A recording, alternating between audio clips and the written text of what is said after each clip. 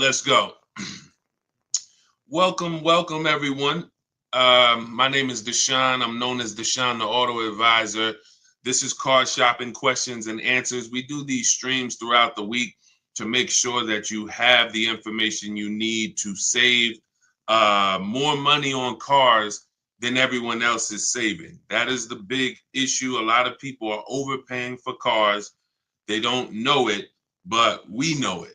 And so I spent 14 years in the car business. So now what our mission is to make sure that you have the information you need to not just save a lot of money, but also save a lot of time. You don't need to spend more than 20 to 30 minutes in a car dealership at any time to save thousands and thousands of dollars. We've proven this, and that's what we're going to be going over. So the first thing we want to do, welcome to all those on Facebook, welcome to those on Instagram, welcome on YouTube, and welcome on TikTok. I want to go over as we, you can start to get, as I break this down, ask your questions, and we'll certainly get to your questions as we go through it. No questions off limits. But I want you to know the 7-step process that we've been using for 3 years that I really learned I learned this from being in the car business. I worked for 5 years with Mercedes, 5 years with General Motors. And we developed a system where you can get below market deals, which will save you thousands and you can do it from home. There's only 3. In fact, the dealers want you to be inside the dealerships trying to make a deal. That is, as dealers, we have much more leverage to make a deal when you're there than we do if you're not there. So the first thing you want to unlearn today, right now, is that you don't need to be in a dealership to save thousands of dollars. In fact, the only way you're going to guarantee you save thousands of dollars is to not be in the dealership, and it's to shop from home. That sounds like what everyone would want. But there is a specific way you need to do it, because the companies that own the websites, their goal is to sell your information, make it difficult for you to shop from home, and try to get you to go into the dealerships. That is their goal. What's up, Mildred? What's going on, Lashar Custom? Good to see you, Ellie. Good to see you, Caesar, BT Thoughts. Their goal is to get you in the dealership. So you have to now realize, if you're going to win, like I'm going to be showing you a lot of people over the next hour, people like Bonita, Greg, Danielle, Eddie, Kimberly, Charles, Sean, Pierre. We'll go over a lot of these people, Zafrina, in the next hour. I want everybody who shares, hit the share button, because if you grasp what I'm trying to get across to you right now, everything when it comes to your financial world with cars is going to change. There's 3 prices everyone could pay for any car. You could pay below market value, you can pay market value, you can pay above market value. Now, below market value, thank you for lighting up the likes on TikTok. Every time y'all double tap the screen, y'all run those likes up, and we appreciate you. I can't do this without you. So thank you to all of those who share. Shout out to the sharers. Below market value is where you save $5,000 to $8,000 to $10,000 on cars. $5,000 to $8,000 to $10,000. Market value, you might save $3,000 to $5,000, depends on the car. And above market value, you pay list price or above. So if we let's let the first 2 groups go into the dealership, spend their time into the dealership. We have a 7 steps process that you can do this 90% from home. The first thing we need to do is we need to know in this 7 steps, are we going to buy or lease? That's the first thing we need to know. That's the first thing we need to know. Everyone who's heard you should never lease a car, type a 1 in the chat. Type a 1 in the chat. Let's take a poll. Let's see how much info we could get in 60 seconds. Who's heard you should never lease a car? Type a 1. Type a 1 in the chat. All right, I see you, Miss Bateman. Hold on. We're going to let her type a 1 in the chat. Come on, everybody. Let's get up. Listen, shake everything off. You're not going to save $5,000, $10,000, $20,000 on cars being lazy and like sitting back. You're playing, you have to lock in. We have a saying here. Lock in. Let's get to it. We're talking serious business here. We're talking. I didn't gather you here on a live to talk with you about hundreds of dollars. We're not here to talk about hundreds. I'm not interested in hundreds of dollars. I'm not interested in helping you save hundreds of dollars on cars. That is not interesting. Everything that we do here is focused on thousands. So I want to hear from the people who you were taught never lease a car. I see you, 11 Frazier, Chaplain. If you were taught never lease a car, type a 1 in the chat. Type a 1 in the chat. Okay. Miss Bateman. Okay. Chaplain. All right. You're going to see that most of the people you know were taught the same thing. That is, in my opinion, why half of the people in this country are overpaying for cars. Half. I'll put money on it. They do not lease cars. There's 17 million new cars sold a year in a healthy market. There is 45 million used cars sold in a healthy market. 17 million new, 45 million used. You can only lease a new car most of the time. 99.9% of the time, your lease is new. So when you're leasing and you learn about how to get below market leases, you're going to be driving really nice, expensive cars, $30,000, $50,000 cars, and you're going to be, when you get great deals on them, you're going to be paying hundreds and hundreds of dollars less every month than these people who are paying, or who are, hold on, I had to put my phone on Do Not Disturb, than these people who are out here buying these cars. That's rule number 1. We have to get this across. The first step in the book, I have a book that is doing very well. It's very highly rated. Thank you to everyone who's reviewed it. The first step in the book is the 8-year rule. The 8-year rule. If you're not buying a car to keep it at least 8 years, you should be shopping for a below market lease. I just picked up a $54,000 vehicle.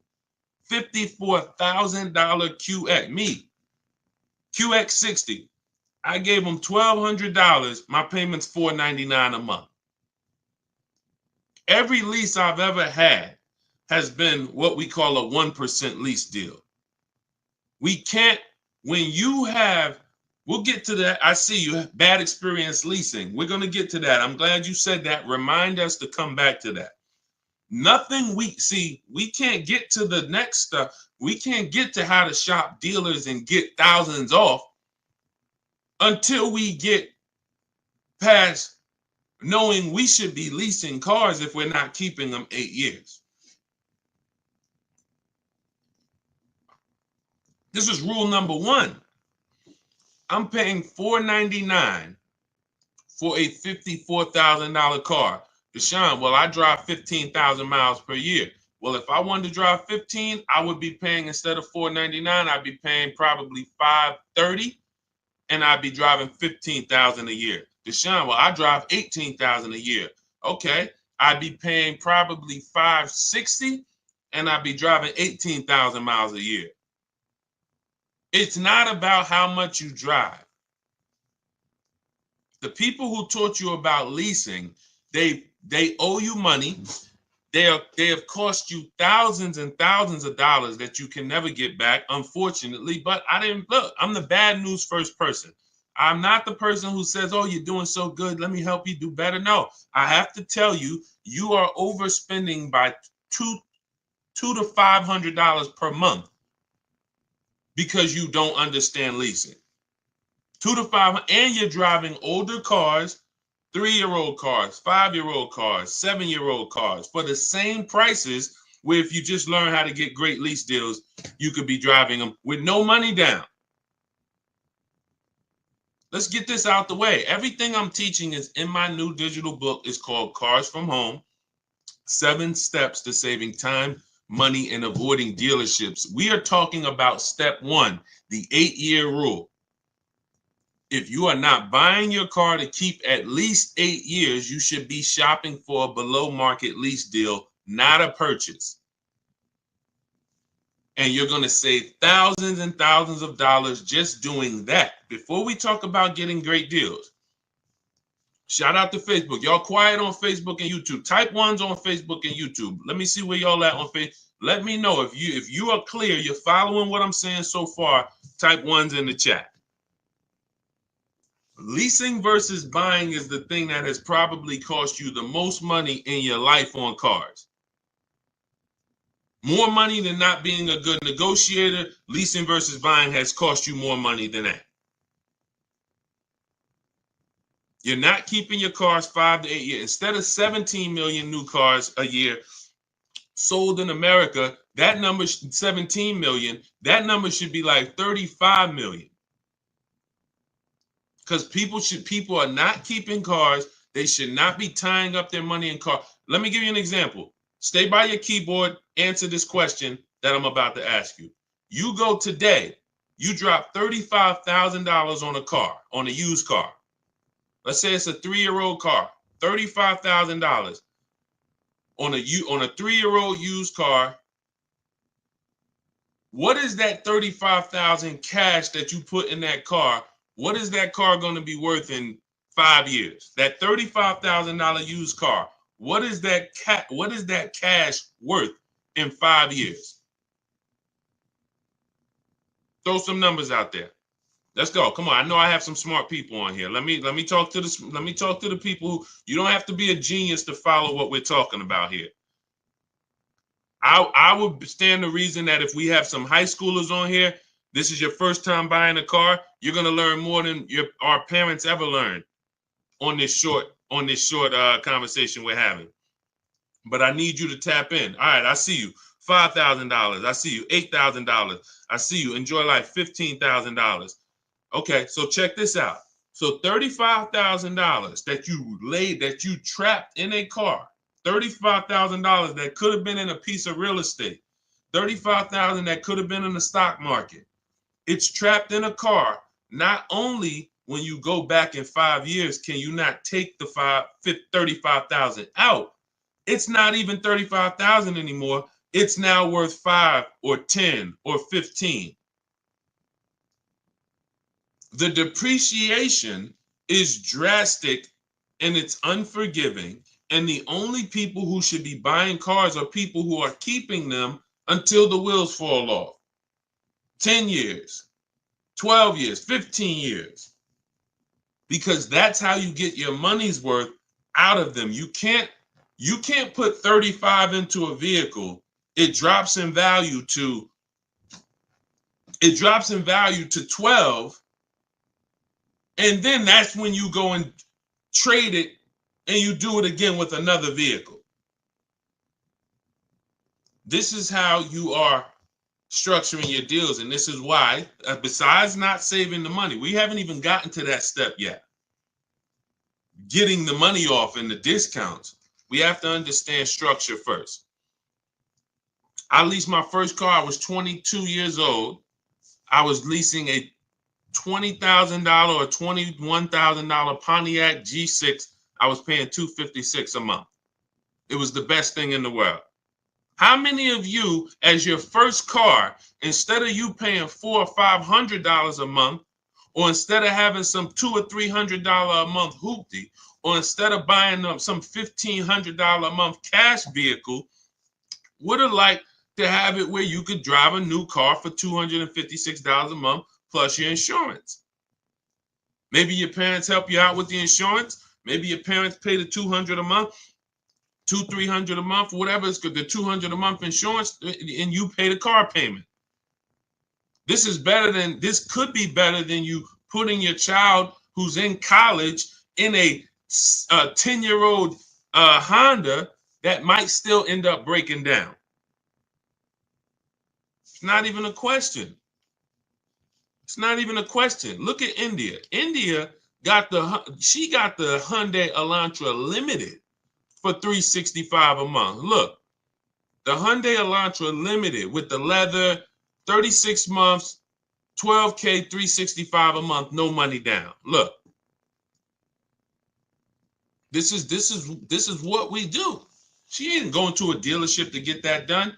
She gets it done from home, making dealers bid, but she's not getting $365 a month unless she has a phenomenal way to get below market leases. $365 a month, no money down. It's people, it's some of you are paying $500 a month for your car payment. If we be honest, if I ask, what is throw out some numbers. Matter of fact, I'm not even gonna do it. I'm not even gonna do it. I don't want to embarrass anyone.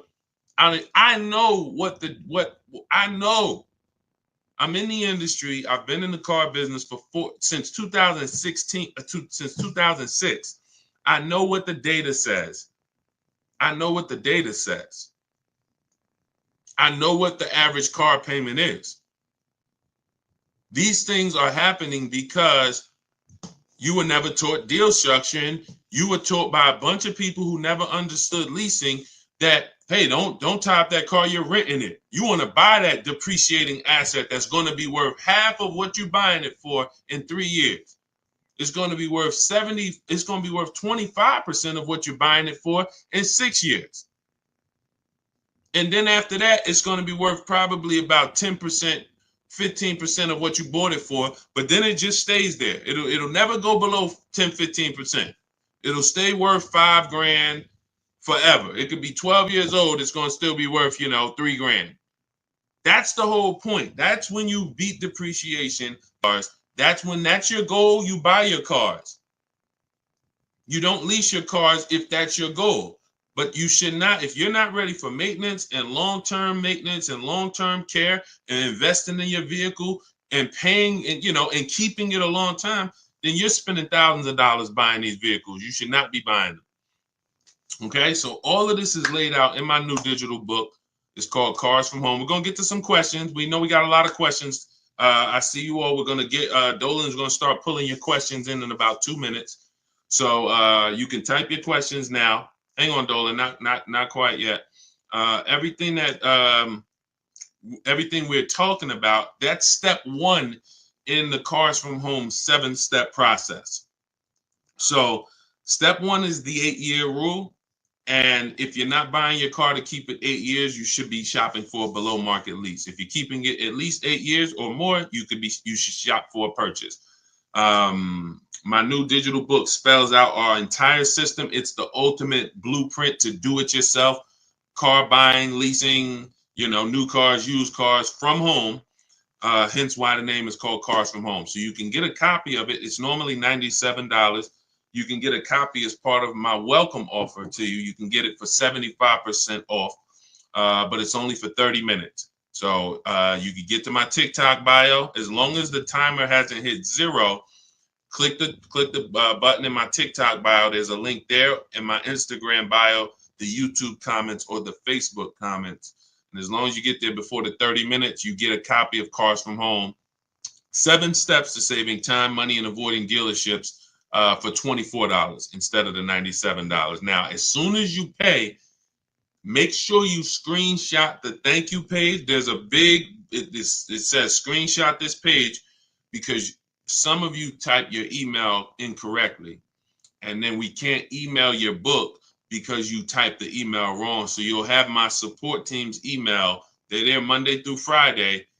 Reach out to them, get your book, but try to type your email in correctly. We deliver a lot of books. The system works. And you'll also, on that same page, have the link to open the book. So you might want to save it right there to your phone or to your computer. So you'll get it, 2 ways. Okay, so go grab your copy before the 30 minutes is up. You get it for $24 instead of the normal $97. Now, $97 is still worth every penny. This will be the most valuable book, one of the most valuable books financially you've ever owned. That is my guarantee. And you can read the reviews online. Okay, let's go, Dolan. Bring in the first couple questions. You guys can start typing. Start typing your questions if you have them, and we'll start getting to as many as we can. When the lease was up, took the car in. They said I wasn't qualified to purchase the vehicle, yet they sold me another used car. Later was sued for damages for a car I never had. There's a couple things here that look pretty bad. Let's start from the beginning. When the lease was up, took the car in, they said I wasn't qualified to purchase the vehicle. So if you had had some credit challenges, you may have not been qualified to buy that vehicle with a traditional bank. But they maybe they tried to put you in a car that you didn't want, that they could get you approved on. And so what happens is, you didn't want the car, but that's the only car they can get you the loan on. And so that ends up being a bad experience for everyone, because you're now taking a car, you didn't see the market, you didn't see your options, and now you have a bad loan. You don't have a chance to shop the market. Part of why you're overspending, and this is the case for many people, you're not shopping the market. You're not seeing 5 to 7 offers for your loans. You're not seeing 5 to 7 offers before you buy a car.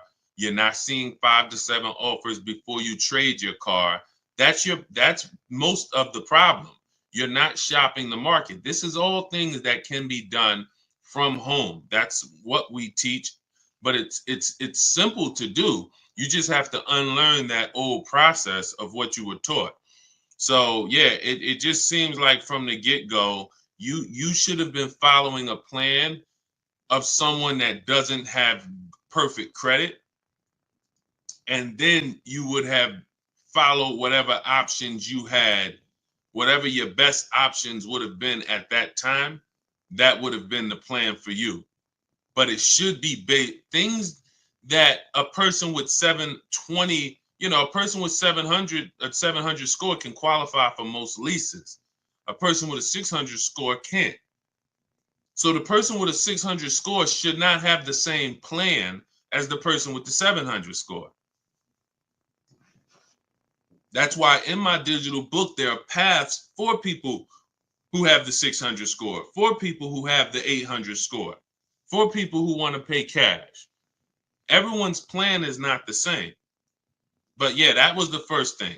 You should have been moving on a path at this particular point. I don't know if you had a chance to recover your credit, but if you need a car, you would still be shopping for a path of a person who doesn't have good credit. There are options for you. The goal is to not, overpay for your loan, your car and your loan. When you have bad credit, you're going to pay a high interest rate. But that should be the only thing you pay for. You can still get a great price on the car. You should get a below market price on the car, but a high interest rate. And that's not what happens. Most of the time, you go and you pay a high interest rate, and then the same car you could have gotten for 18,000, you pay 20,000 for it. So you give the dealer 20,000 and a high interest rate. You should have found that car for 18 and then just paid the high interest rate. You got to separate your loan from the car purchase. So these are things that we teach in a step-by-step manner. But, there's a lot there. You need a plan. Stop winging it. Stop winging a 5-figure transaction. Go ahead, Dolan.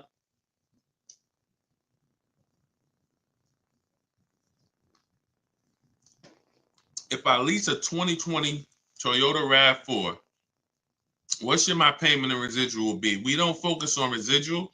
We do shop the payment according to the 1% rule. So everyone who's savvy with leases understands the 1% rule. For those of you who don't know what it is, if your lease payment is 1% of the MSRP or less, no money down, you have a steal. So if you're looking at a $30,000 car, if your lease payment is $300 a month or less, it's a steal. It's a steal. There's incredible value When you add up all of those payments, the amount you paid to drive that vehicle is going to be incredibly low. Incredible deal. That's the 1% rule. Now, we estimate a good deal to be 1.25. 1.5 is where we cap it. So I created the 1.5% rule when it came to bad lease deals, because we knew about the 1% rule, but we didn't know about bad lease deals. And I just saw, especially during the pandemic, but almost any time, people driving around with leases and they've overpaid for them. And now they don't see any benefit in leasing. They say, well, I might as well just buy, because the payment I'm paying is almost the same as a purchase. Yeah, that's because you overpaid. It shouldn't be that way. I'm paying $499 a month for my Infiniti QX60. That vehicle to purchase on a 6-year loan, even a 5-year loan, $54,000 vehicle, say big discount, let's say 50, 45, that's $900 a month minimum with no money down. Minimum. I'm paying $499. It's not even close.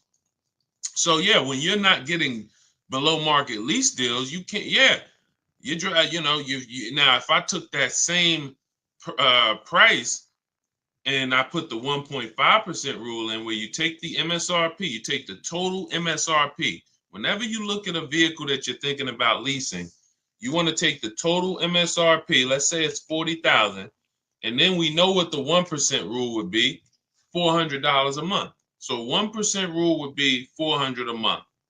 That means if I could get that vehicle, no money down, 12,000 miles per year, $400 a month. Now I want to go to the 1.5% rule. Take that same 40,000, multiply by 0.015. That's 600. So 600 is the max where I'm walking away from the deal. There's no value there if it's above 600. It's just no value. We add up all of those payments, $650 a month times 3 years. We also we never do a 4-year lease. We're paying too long for a vehicle that we're giving back. Too long. So these are the parameters we use to make sure, to guarantee that we're getting the best deals in the market. Now we got the 4. So now what I would do if I'm looking at a $40,000 vehicle, I know that my range for a deal is $400 to $600 a month. That's what I know. No money down. I'm looking for that deal to be somewhere between 4. Now, you're not going to look. You have to. We do it easily because we shop from home. You got to get 5 offers to know what the bottom of the market is. You're going to hear me. You're going to hear us discuss here in this community, because this is a community. We've got thousands of people who've used the Cars from Home system for the last 3 years since we came to TikTok. This is a community, but there are people who take it more serious than others. And the people who take it more serious than others, they get way better deals. See, you can't get, let's look at Zafrina. Zafrina got a 0.88% lease. This is one of the best lease deals I've ever seen. Look, it's a $66,000 truck, $65,950. So $66,000 truck, she's paying $579 a month. So if she went in and her goal was to pay 1%, if she would have went in and said what Deshaun said, because I never did, that my goal should be 1%. No. Then she would have went in, she would have left out paying $659 a month, $660 a month would have been her payment at 1. That's 1%. She got almost $100 less than that, because you have to shop the market. Maybe the best deal is 1%. Maybe it's 1.2. Maybe it's 1.4. But the only way for you to know the best deal in the market is you have to see other higher offers.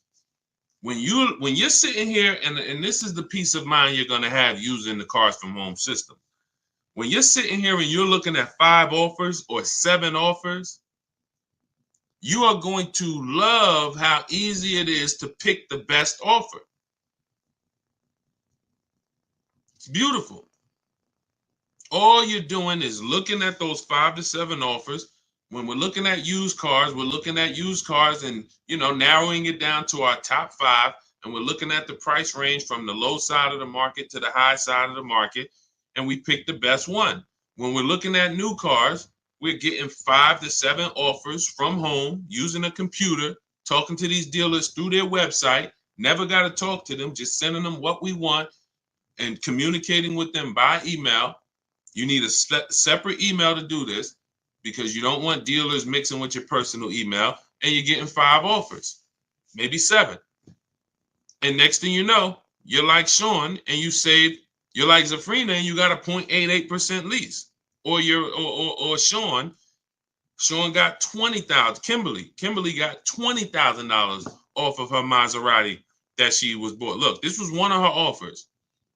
You can't see this on TikTok, but if you're on Instagram, on Facebook, or on YouTube, you can see this. This was one of Kimberly's offers. People out here struggling in dealerships. Please help us, please. Struggling. Look at what she's doing from home. $86,000 Maserati.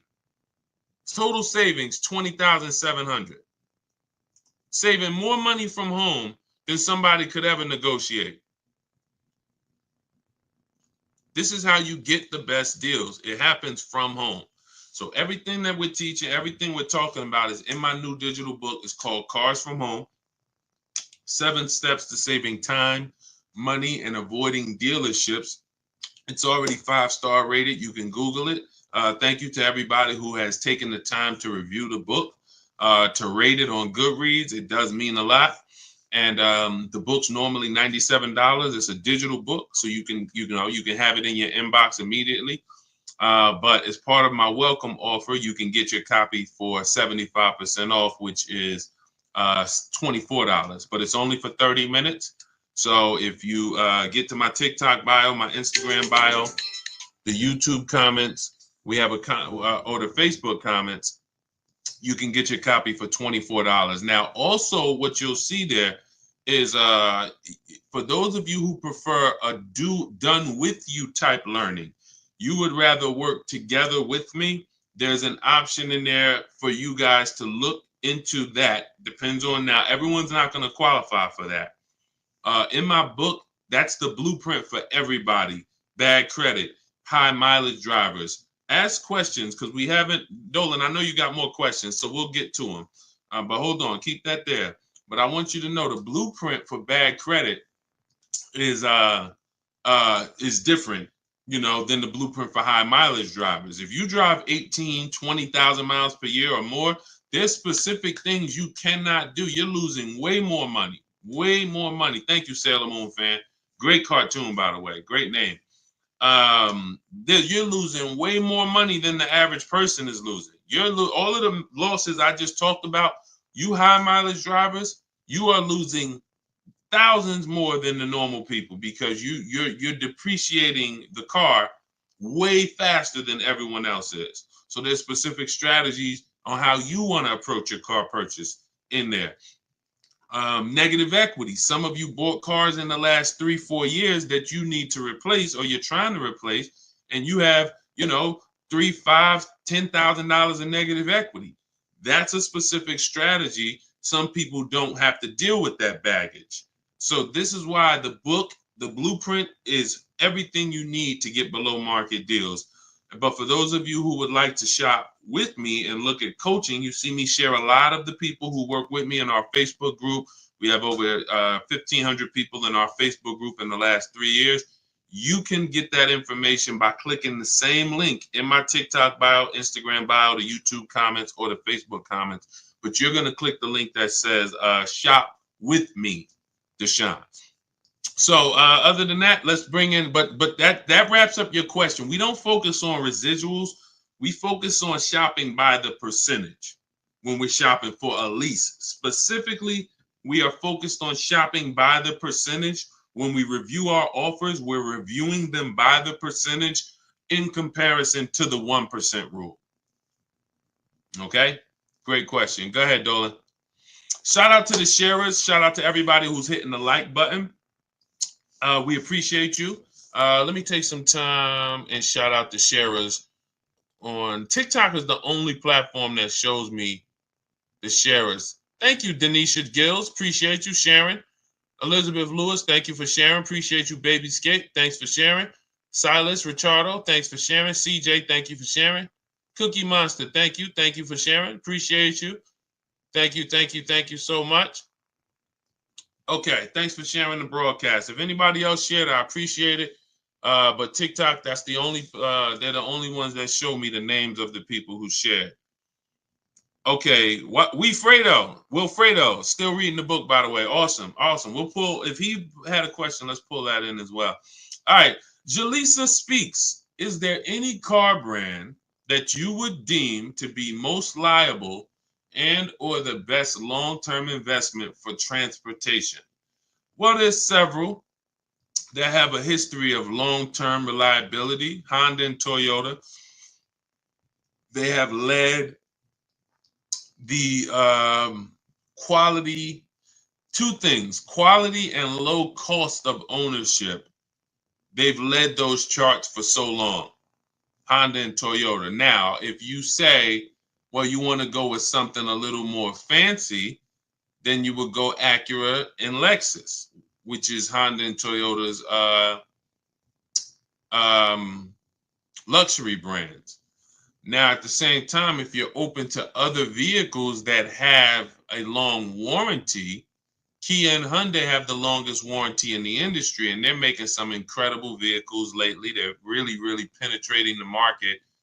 I mean, Hyundai and Kia they've become, probably from sales-wise, Mazda, the growth of those three brands has been incredible, and it's because I think they put a lot of quality into. They try to put a lot of quality into the vehicles. Their styling is great. They're leading when it comes to how they style and design their vehicles. But but we would not make a decision. This is part in our 7-step process, in the Cars from Home 7-step process. We have a step 4 is something we call shopping, not buying. And we do a quality assessment on these vehicles because any vehicle could have bad DNA. Bad DNA means it's going to have problems because that's the way it was made. And it has a high likelihood of having problems because that's the way it was made. You know, if the 2022, and this is year specific, who's heard never buy a vehicle the first year they make it?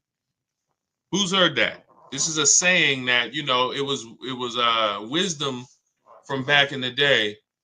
Who's heard that? Never buy a vehicle the first year that it comes out. Who's heard that? Okay, so this is a common thing. So now when you consider, well, you don't even want to buy a vehicle the first year the transmission if a vehicle has a new transmission, if a vehicle has a new engine, if a vehicle has a new suspension or steering system, all of these are things that could be problematic.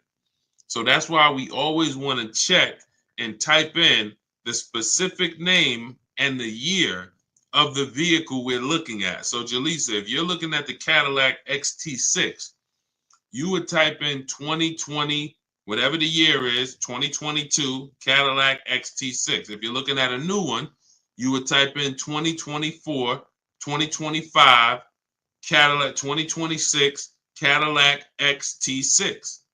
That is what you're doing. And you're then putting reliability. So 2025 Cadillac XT6 reliability. That's going to tell you if there's any public data that should be alarming, any red flags. You're just going to skim the first page of Google. Once you skim the first Google page, that'll tell you what you need to know in most cases. Just look at the articles. Do you see anything that, stands out? Electric problems, lower than average reliability scores.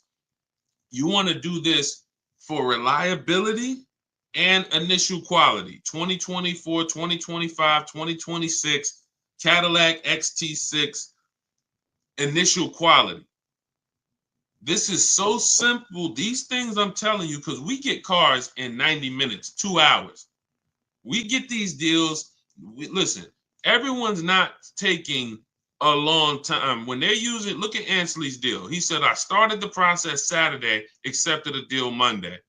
If you're car shopping and you like, I need a car in 3 days or in a week, that's what we do here. We're the best in the world because we are masters of comparison shopping. Masters of comparison shopping in a very short period of time. But these are 5-minute things we do to check to make sure we don't go out and get a great deal on the car, great price on the car, and then the car is in the shop every 4 months. Every 4 months, the dealer has to send a flatbed, or the roadside assistance has to send a flatbed to pick up the car. So when we look at, long-term Honda, Toyota, but if you're open to other brands, there's several brands that have, really tried to enter the long-term race of making great vehicles, putting a 10-year warranty on their vehicles, which is unheard of. That's Hyundai and Toyota. I mean, Hyundai and Kia. And then, but each vehicle you would check in specifically, independent of everything else, you're checking each vehicle to see what the write-ups are on that vehicle, not just the brand. All right, go ahead, Dolan.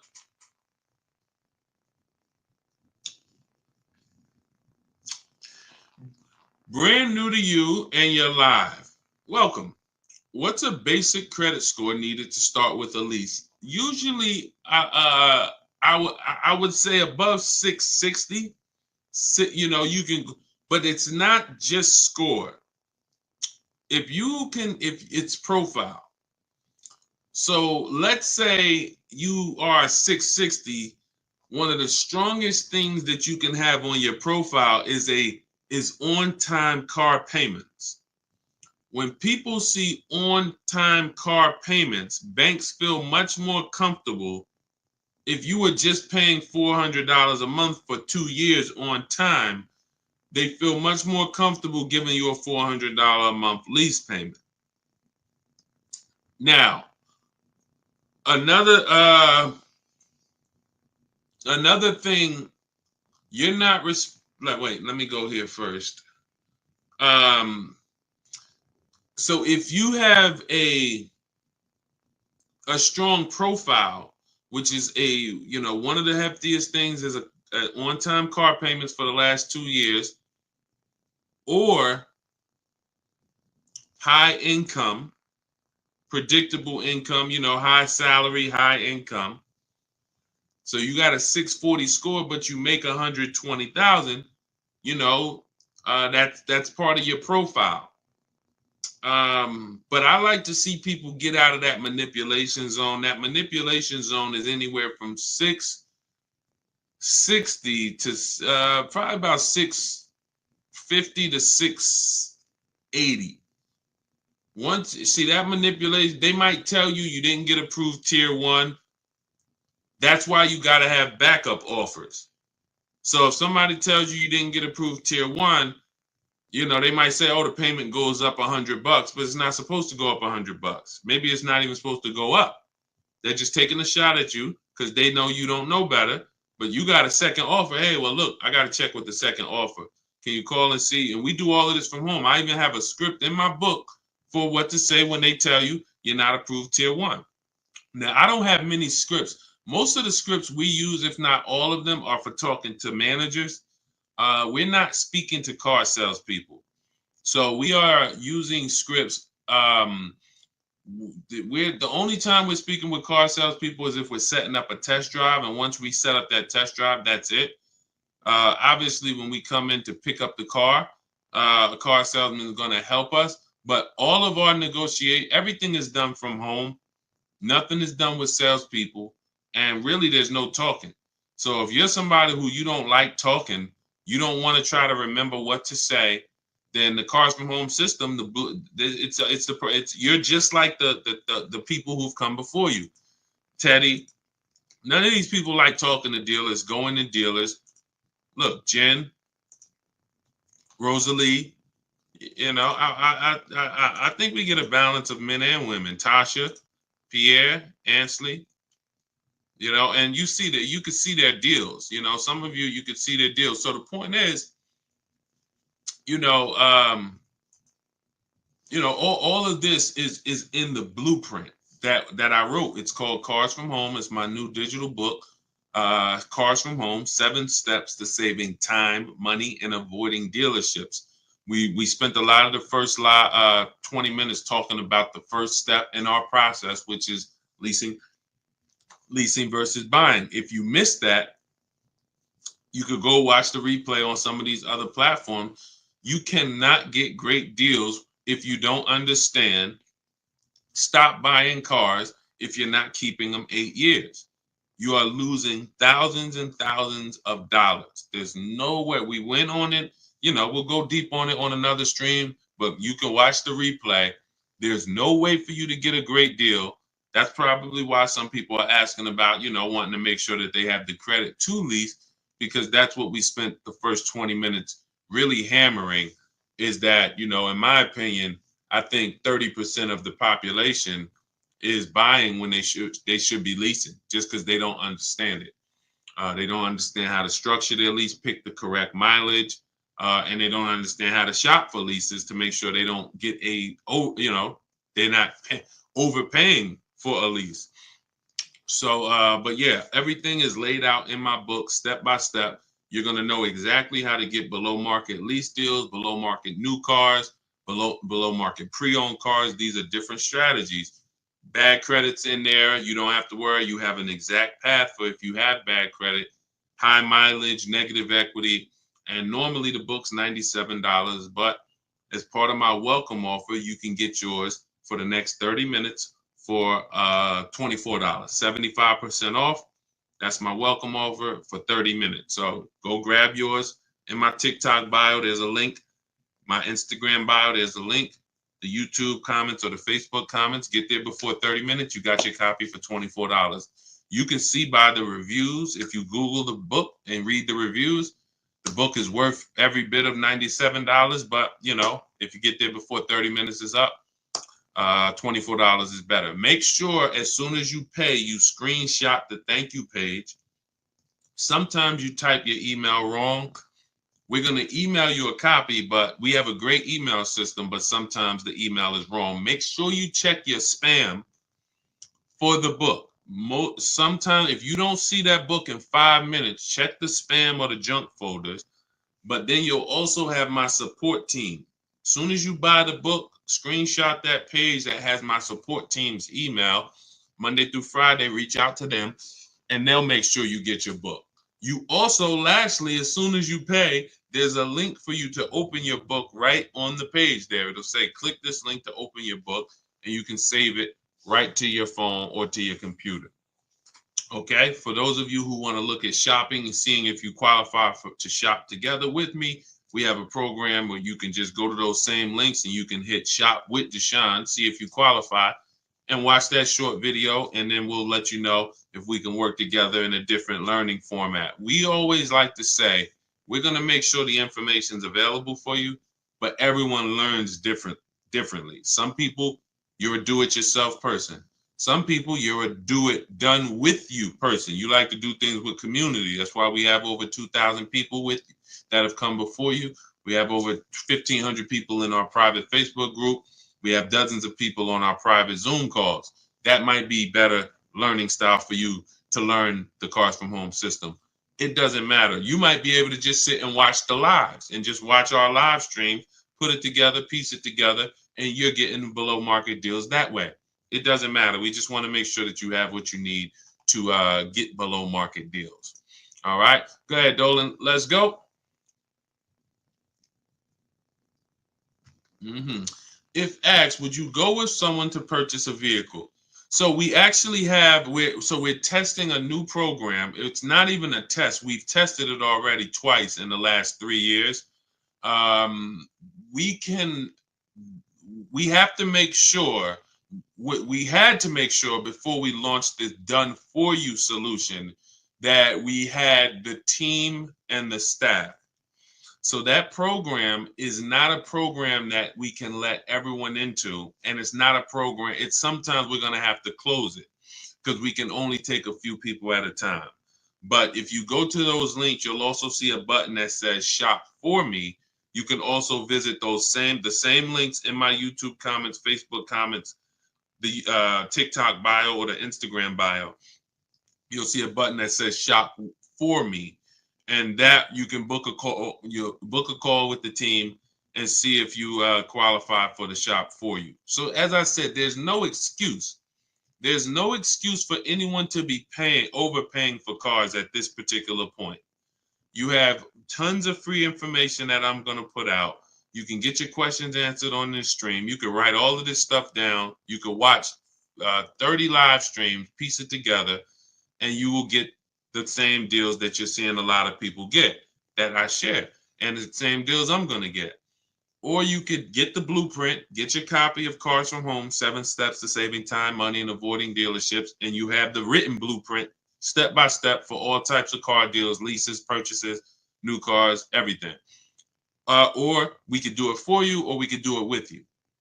There's no excuse for you to be out here having anxiety concerning car buying anymore and overpaying and having buyer's remorse. Okay, go ahead, Dolan. Do you have to have a long credit line to lease a car? No, again, like I said, you want to try to be between you want a minimum, you want to try to be between 650 and 680. That's going to help you qualify for most mainstream lease programs. But the stronger your profile, if you have a car payment that you've paid on time for 2 years, or you have a home mortgage, that's going to, in the 650 to 680 range, that's going to really help you to stay out of the manipulation zone. Anything above 680, though, you're usually getting tier 1, no problem on most leases. So, yeah, great question. Go ahead, Dolan. Thank you for running the likes up. Every time y'all tap the screen on TikTok, you'll see those likes continue to go up. And TikTok tells more people about the show, brings more people to the stream. We help more people save money. And we help people unlearn what the car business has been programming us to do for all of these years. So thank you. Continue to double tap the screen every time you hear something that you like. And, hitting the like button does matter. Appreciate you. And shout out to the sharers. Welcome to the new followers. I see you. Welcome, R. Timmel. I see you. Welcome to the community. Toy for real. Thank you. Welcome to the community. Luna, Oz, welcome to the community. I see you. Cam, welcome to the new followers. Shout out to the people who just followed the movement. All we care about here is making sure that you pay less than everyone else for cars. Hi from Mississippi. Good to see you. Shout out to hi from New Jersey. Great to see you. Hello, Mississippi. All right. Is the last week of the year a good time to get a good deal on a car? It's a good, no. And let me tell you this, yes and no, but I'm going to say most. Here's the thing. Car dealerships, we have made a fortune with marketing. It's one of the best marketed businesses in the world is a car dealership. It's regional marketing, it's nationwide marketing, on the radio, billboards, television, social media. It's so good, and it makes people think, come in at the end of the month, come in during the holidays, you're going to somehow get a better deal. The problem with that logic is this. The deals that you see, look, when I share deals like India's deal, $365 a month on her limited. When I share Milligan got a $27,000 discount on her vehicle. $27,000 discount. These are not deals. These are deals. Now, listen close to what I'm about to say. This is very important. These are deals that the dealers only accepted because at that particular moment, they were a little desperate. At that particular, look at Milligan's deal. I'm zooming in on it. $79,000 vehicle. Her adjusted price is $51,359. If you can see it up on YouTube, Facebook, or Instagram, you can see it. 27. This was a deal where at that particular time, the dealer was a little desperate. It's the same thing with everybody else. Same thing with Ansley's second car that he got his BMW. Jen, everybody that I see, we're positioned. So what is the, you could take that down, Dolan, that question. I'm still taking care of this one. So when it comes to the end of the month and the end of the year, you're not getting, there's no desperation. When there's 200 people, let me put it like this. Dealers know exactly how many appointments we have before the weekend ends. We go into Friday, how many appointments do we have for, if it's a holiday Monday, like a President's Day or a Labor Day or Memorial Day, we know 400 appointments. Why? Where's the desperation there? We only have a certain amount of cars. So where there's no desperation when we only have a certain amount of cars, and that's what we're doing. We have this many people. There's no desperation. That's why you're not getting a better deal when you have somebody right behind you who could pay more money for that car if you don't accept the price. Hey, listen, Mr. Jones, sorry if you don't want the car at this price, but look, you see we got a showroom full of people. It's a big sale. We got people walking out. There's nobody to help them. Listen, if you don't want the car, no problem. You could think about it. They're rushing. There's no desperation. The car business has done a great job of doing that on Saturdays, holidays, end of the year. They're going to pack the showrooms. They're going to sell their cars. There's no desperation there. All right. So no, this is all about what you want to do is position yourself. Let us show you how to position yourself in the market.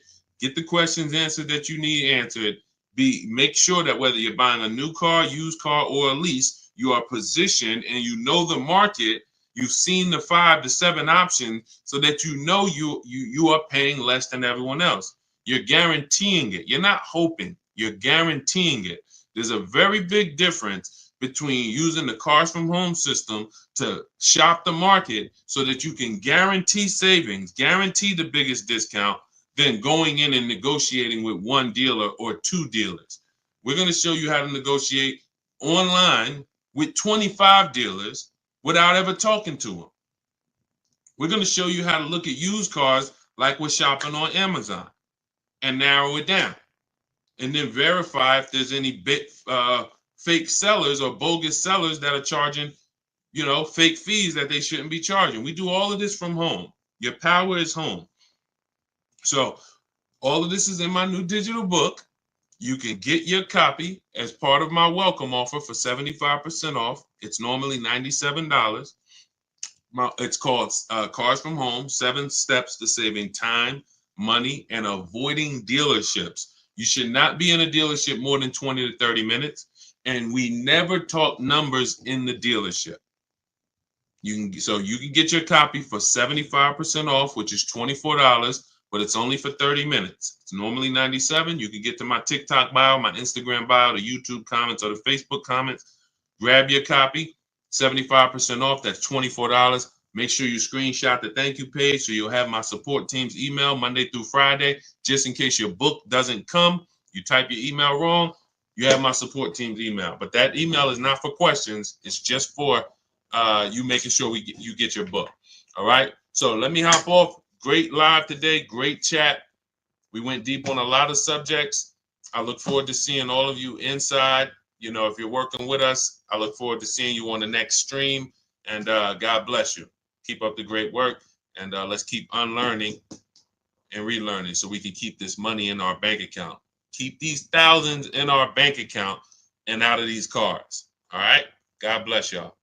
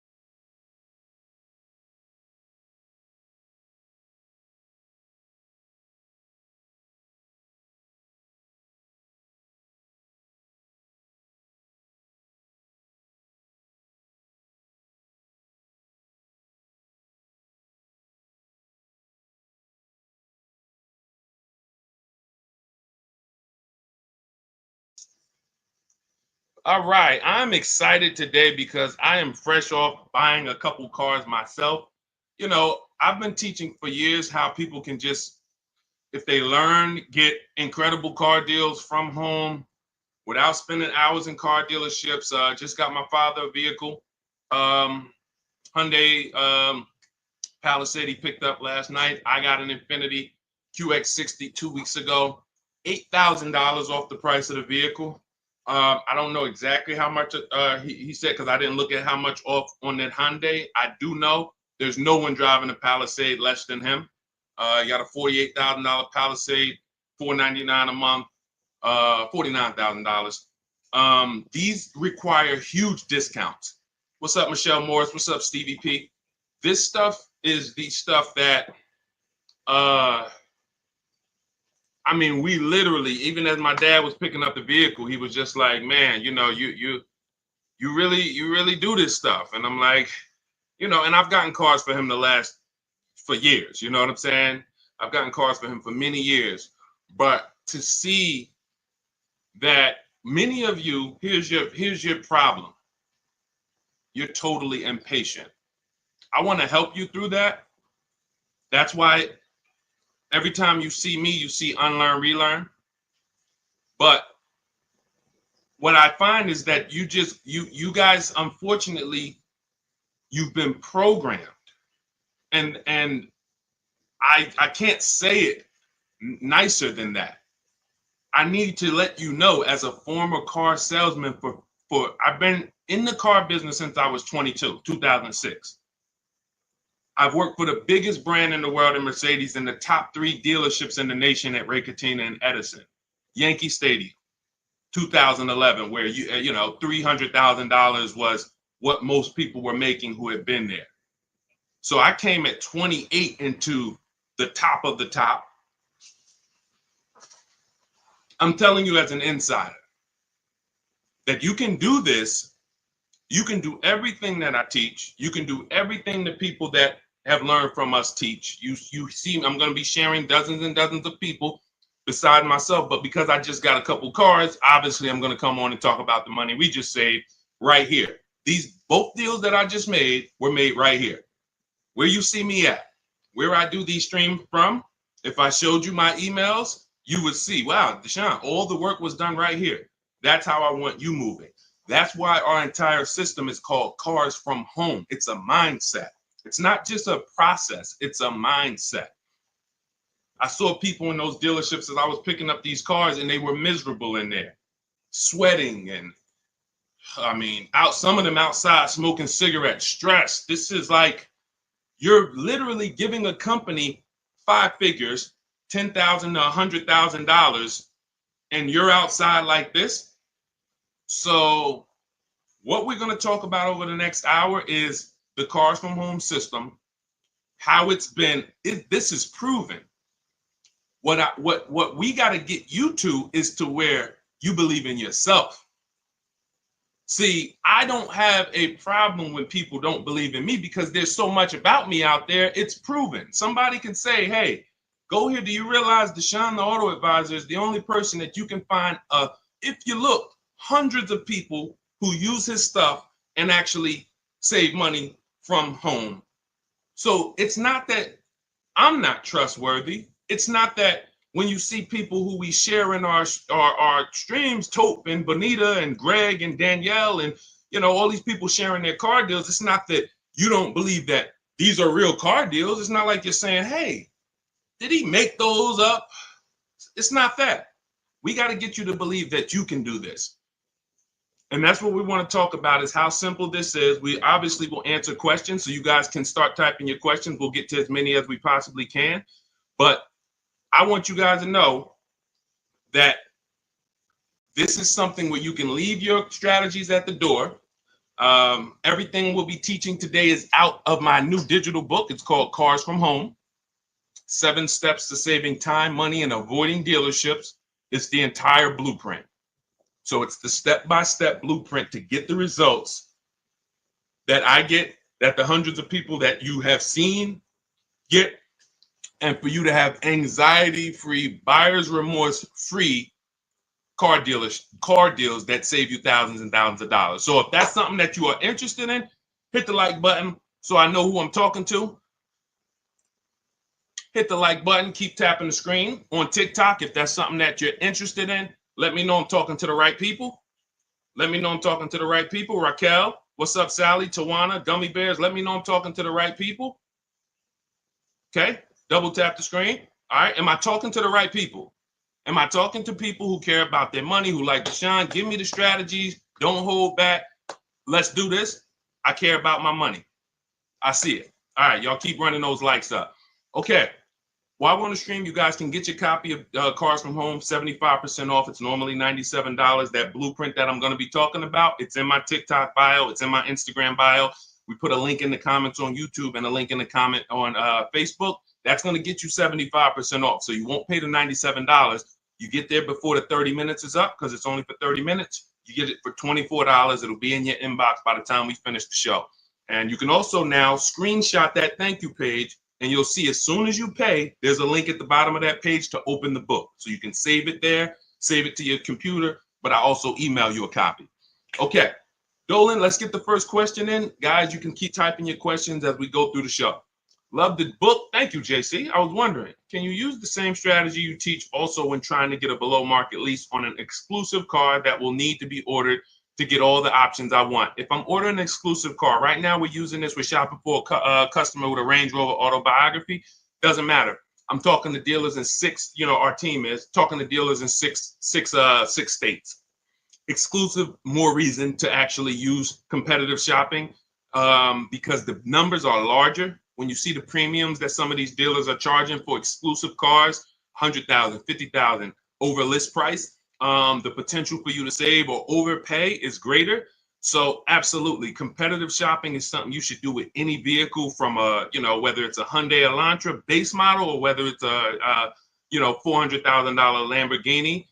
Competitive shopping, because each dealer is individually owned and operated, and they set their own prices. So the key to saving the money fast from home is making them compete. Okay, definitely. Never want to put ourselves in a position where we're looking at one dealer who has convinced us they have the only car. If I'm ordering a car too, JC, good thing about ordering is everyone can bid.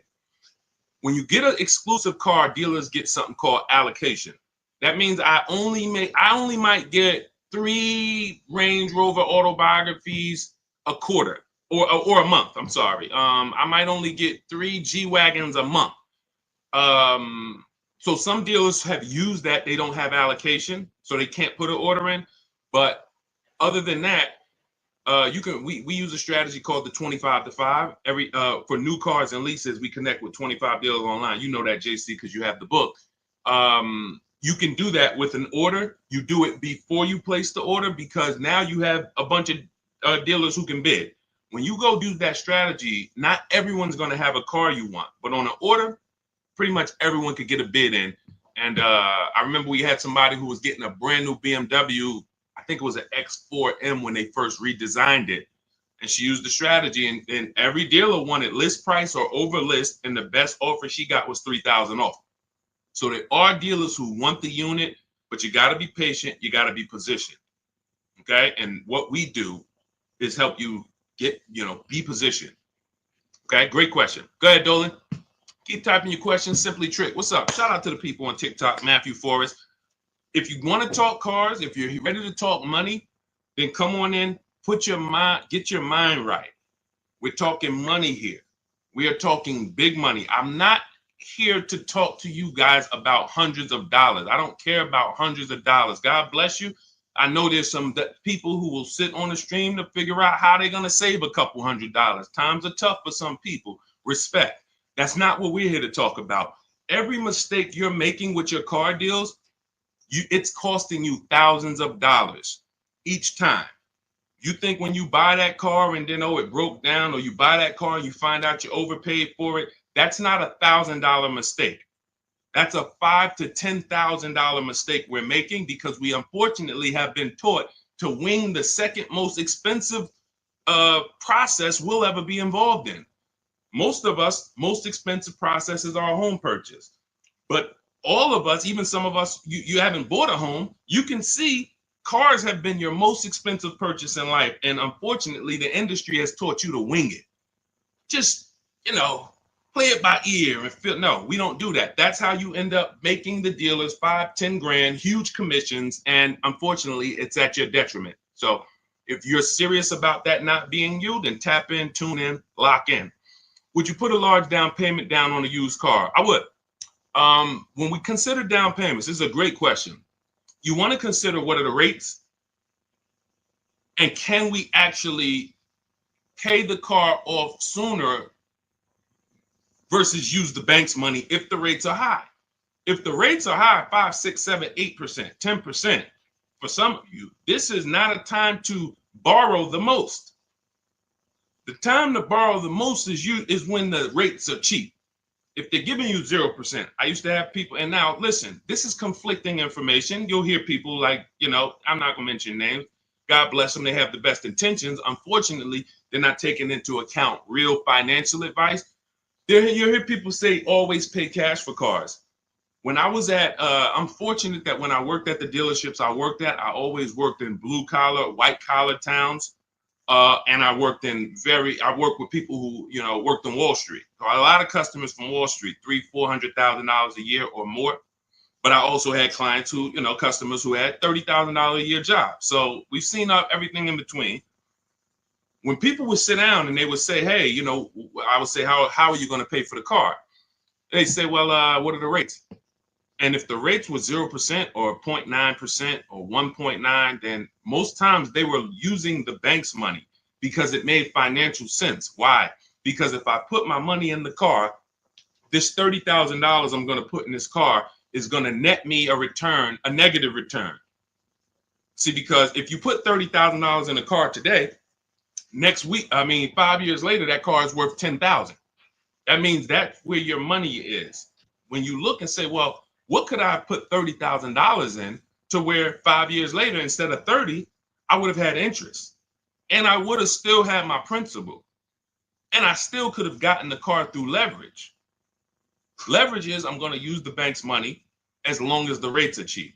Now, in the case of a market where rates are high, we're not getting 1%, 2%, 3%, 0%. Then yeah, these are the times where you want to try to take as smaller loan as possible. It makes more sense to apply a larger down payment and pay off the car quicker. So it's really all about, what are we doing with our money? Is your money invested? Are you getting 10%, 8%? Maybe some of you are in some other ventures where you're getting, more. If that's the case, it's not going to make any financial sense for you to put more money in the car, because you can put that money in other places that's going to net you a bigger return. So again, one thing about me is I don't teach one size fits all car buying advice.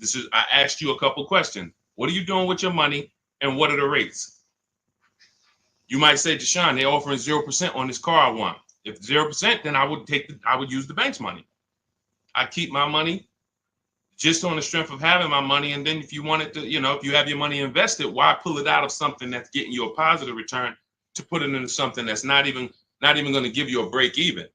It's going to give you a negative return, and it ties up your cash. So these are the conversations I've learned just over 14 years in dealerships, talking with very, very intelligent, financially intelligent, rich, ultra rich people. So if you want to be rich, move like the rich.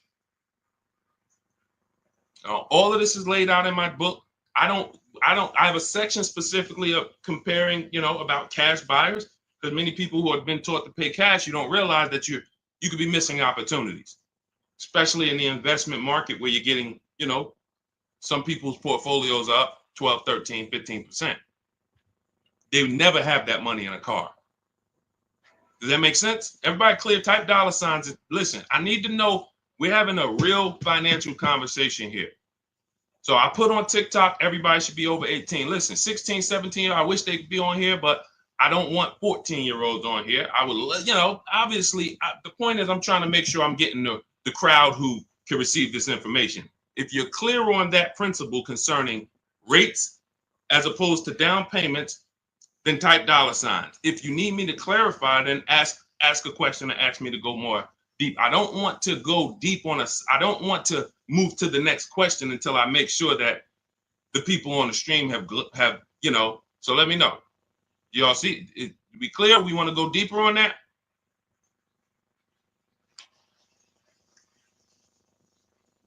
I see you, Ruth.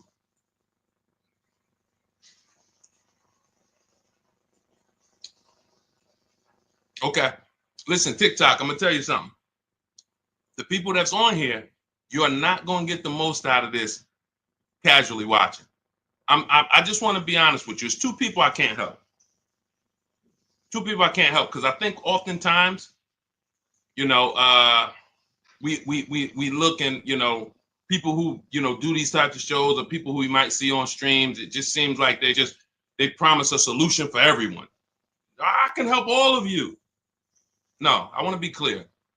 If you can't use the internet, if you're not comfortable on a computer, if you're not comfortable copying and pasting, this is not for you. Let's be clear there. Second person is you're just too distracted. We're talking about $5,000, $10,000. When you see people on this, you know, that I show you that have saved 5, 10 grand, 12 grand, 20 grand off their cars, you know, we share them. You guys know that. I mean, look, you got people who save 20 grand off a new F-150 Lightning, you know, ridiculous lease payments, $365 a month, sign and drive on this 2024 that India got. When you see this, these people aren't casual listeners.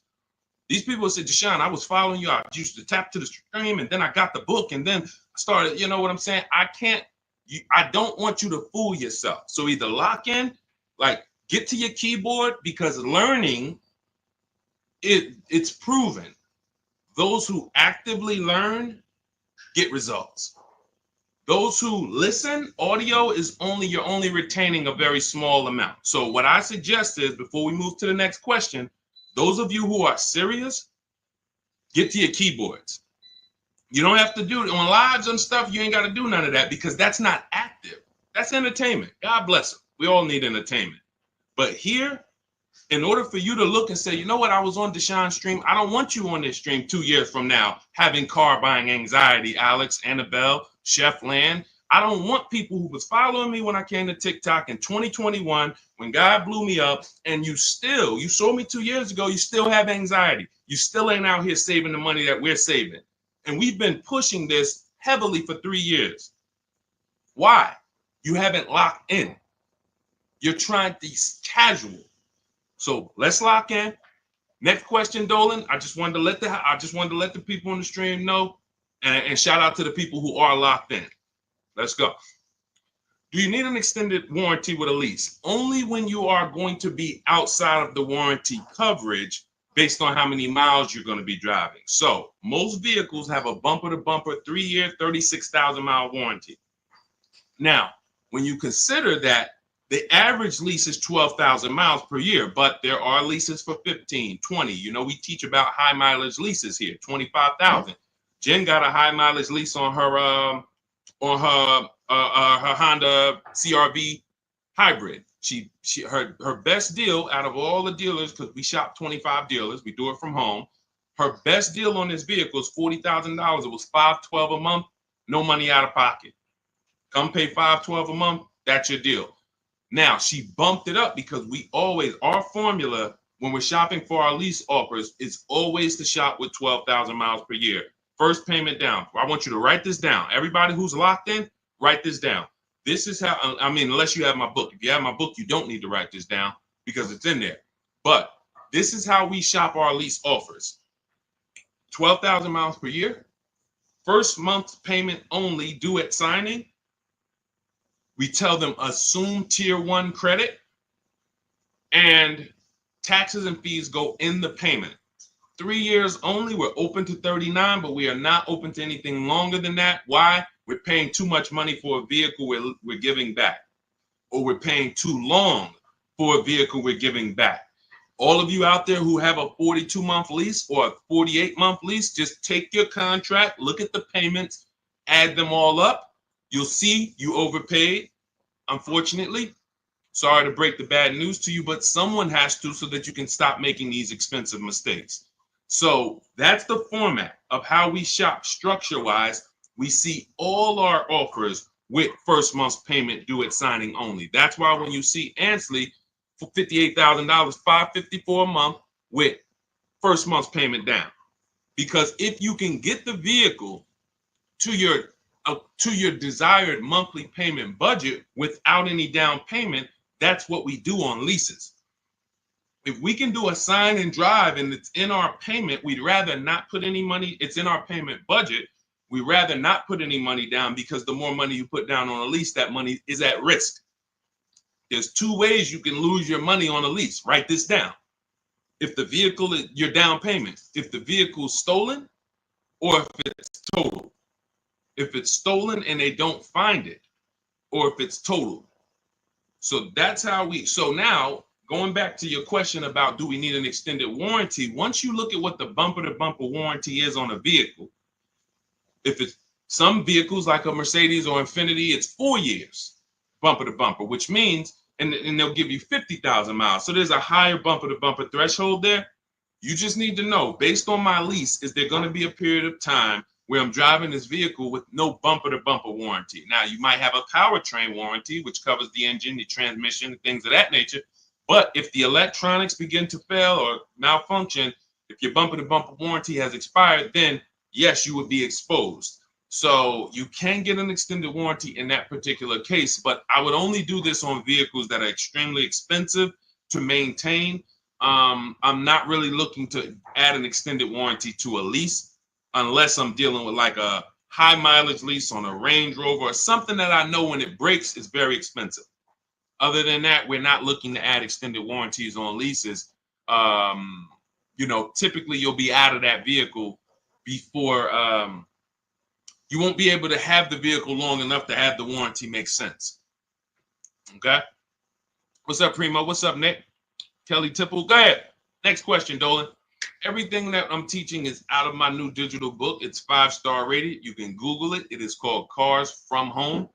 7 Steps to Saving Time, Money, and Avoiding Dealerships. We save time and we save money. I'm not into saving money and being in dealerships for hours.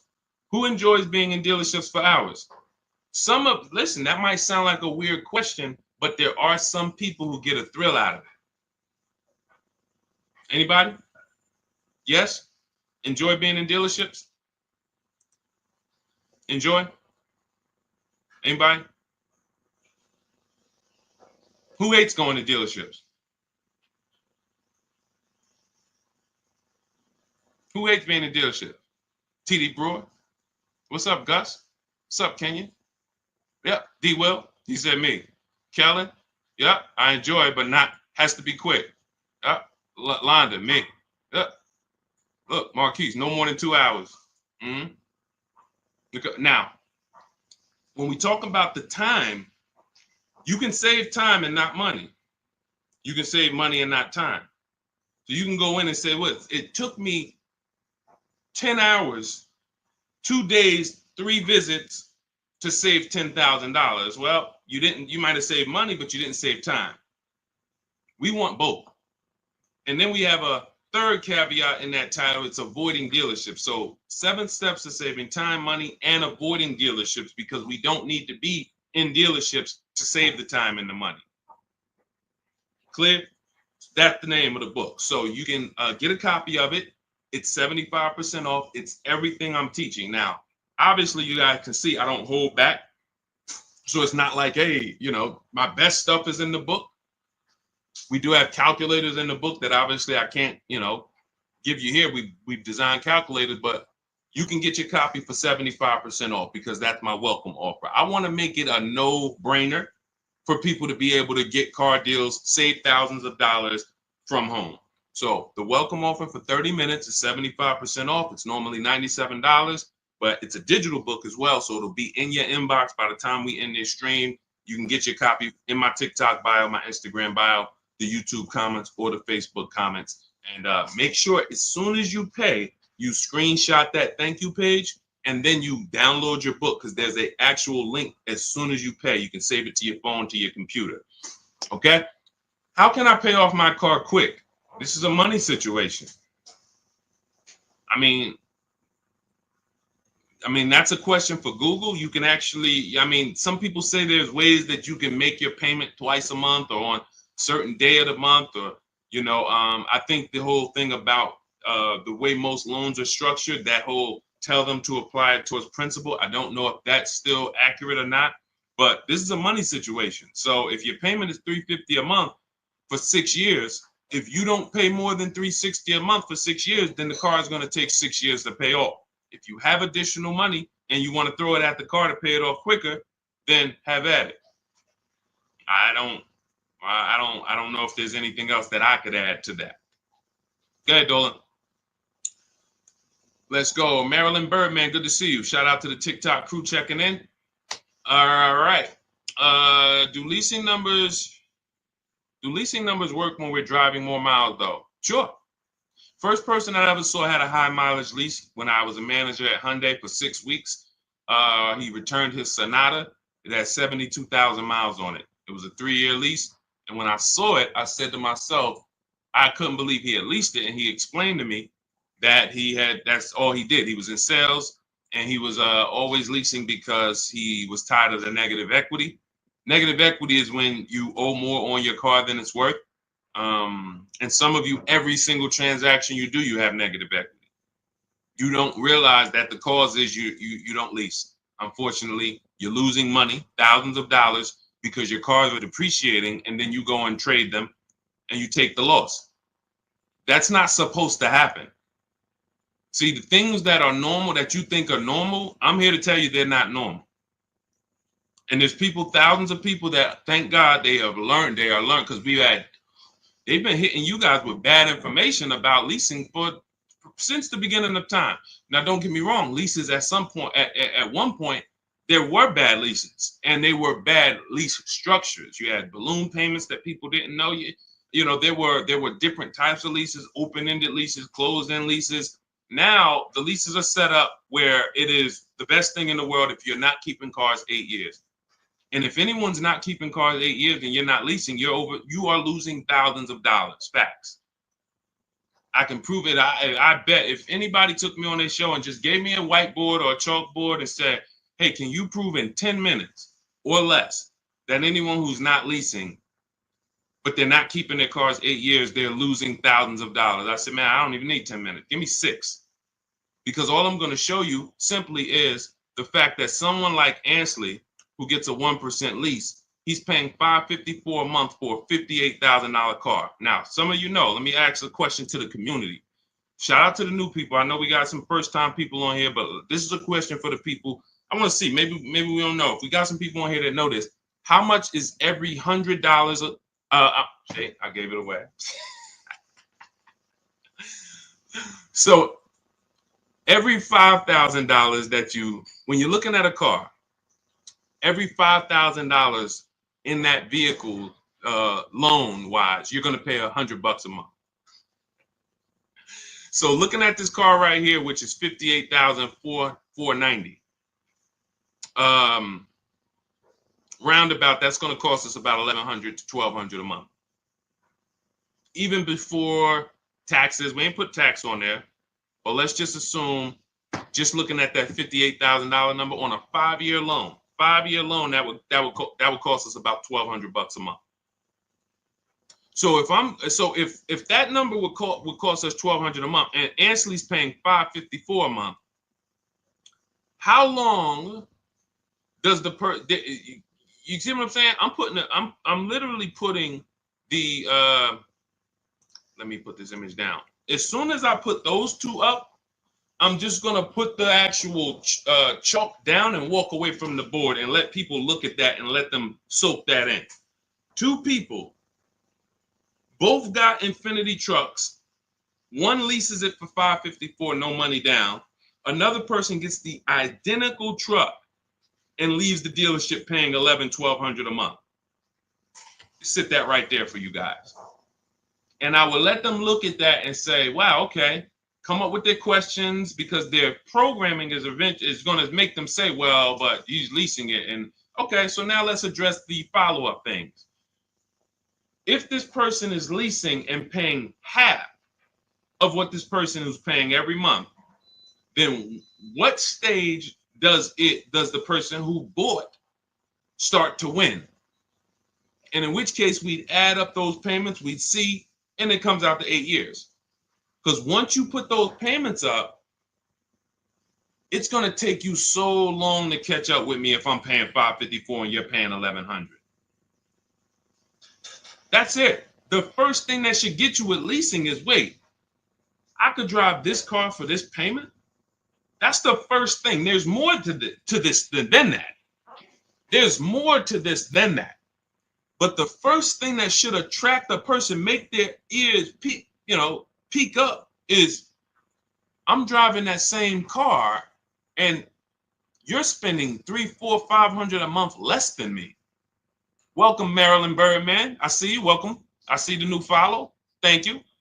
That should be the first question that comes in your mind is, wait, something's off. So now let me get my questions answered, because if you're driving a vehicle for $300, $400, $500, $600 a month less than me, and I got the same vehicle, now I have questions.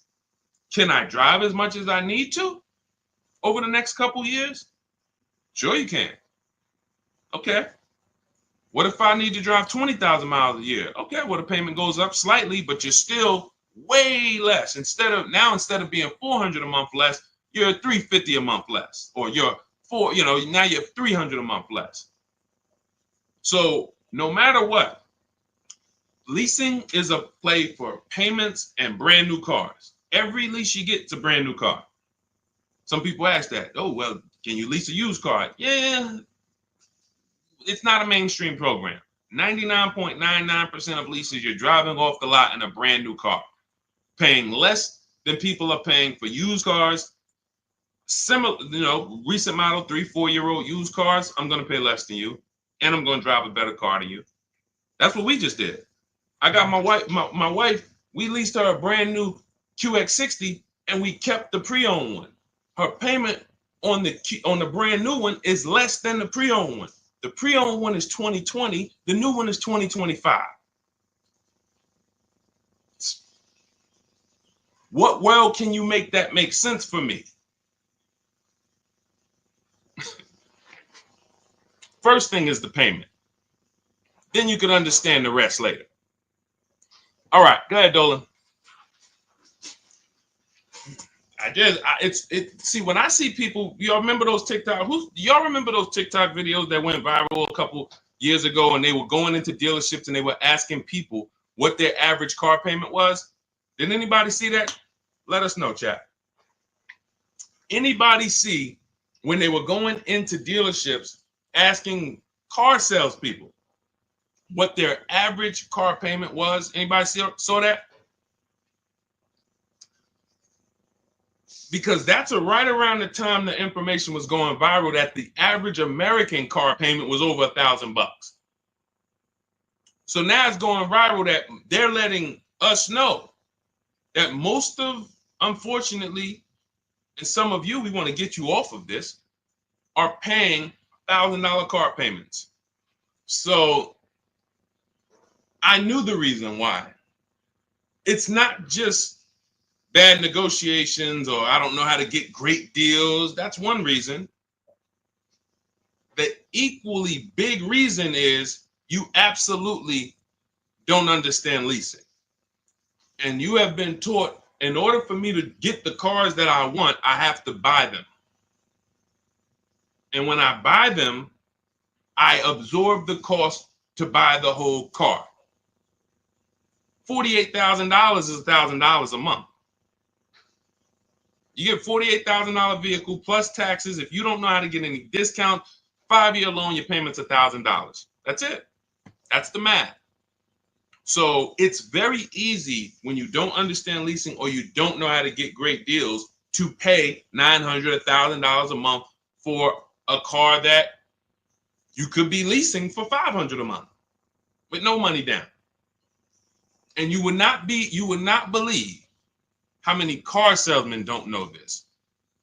That's what brought me to TikTok. I remember, I'm going to tell you this one story and then we'll get back to the questions.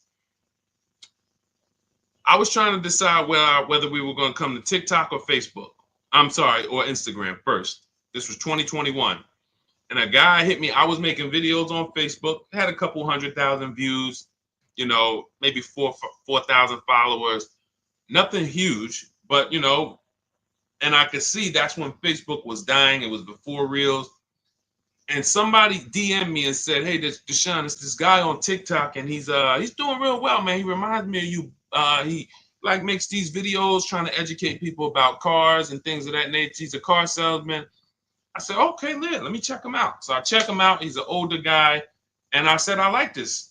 God bless. We need more people like this. We need more people who are gonna advocate from the inside to help consumers, you know, realize that y'all are getting scammed." And you need financial literacy, and you need to know how to avoid these huge mistakes. But then I watched about 10 videos, and I was loving this guy. But then somebody asked him a question, and they said, "Hey, could you tell us about?" So he said, "Nah, you don't want to lease your cars. They limit you on mileage. You know, you're going to get a ton of fees when you drop it off in 3 years. Just buy your cars." God bless. That was my decision right there made. I said, I'll be on TikTok tomorrow.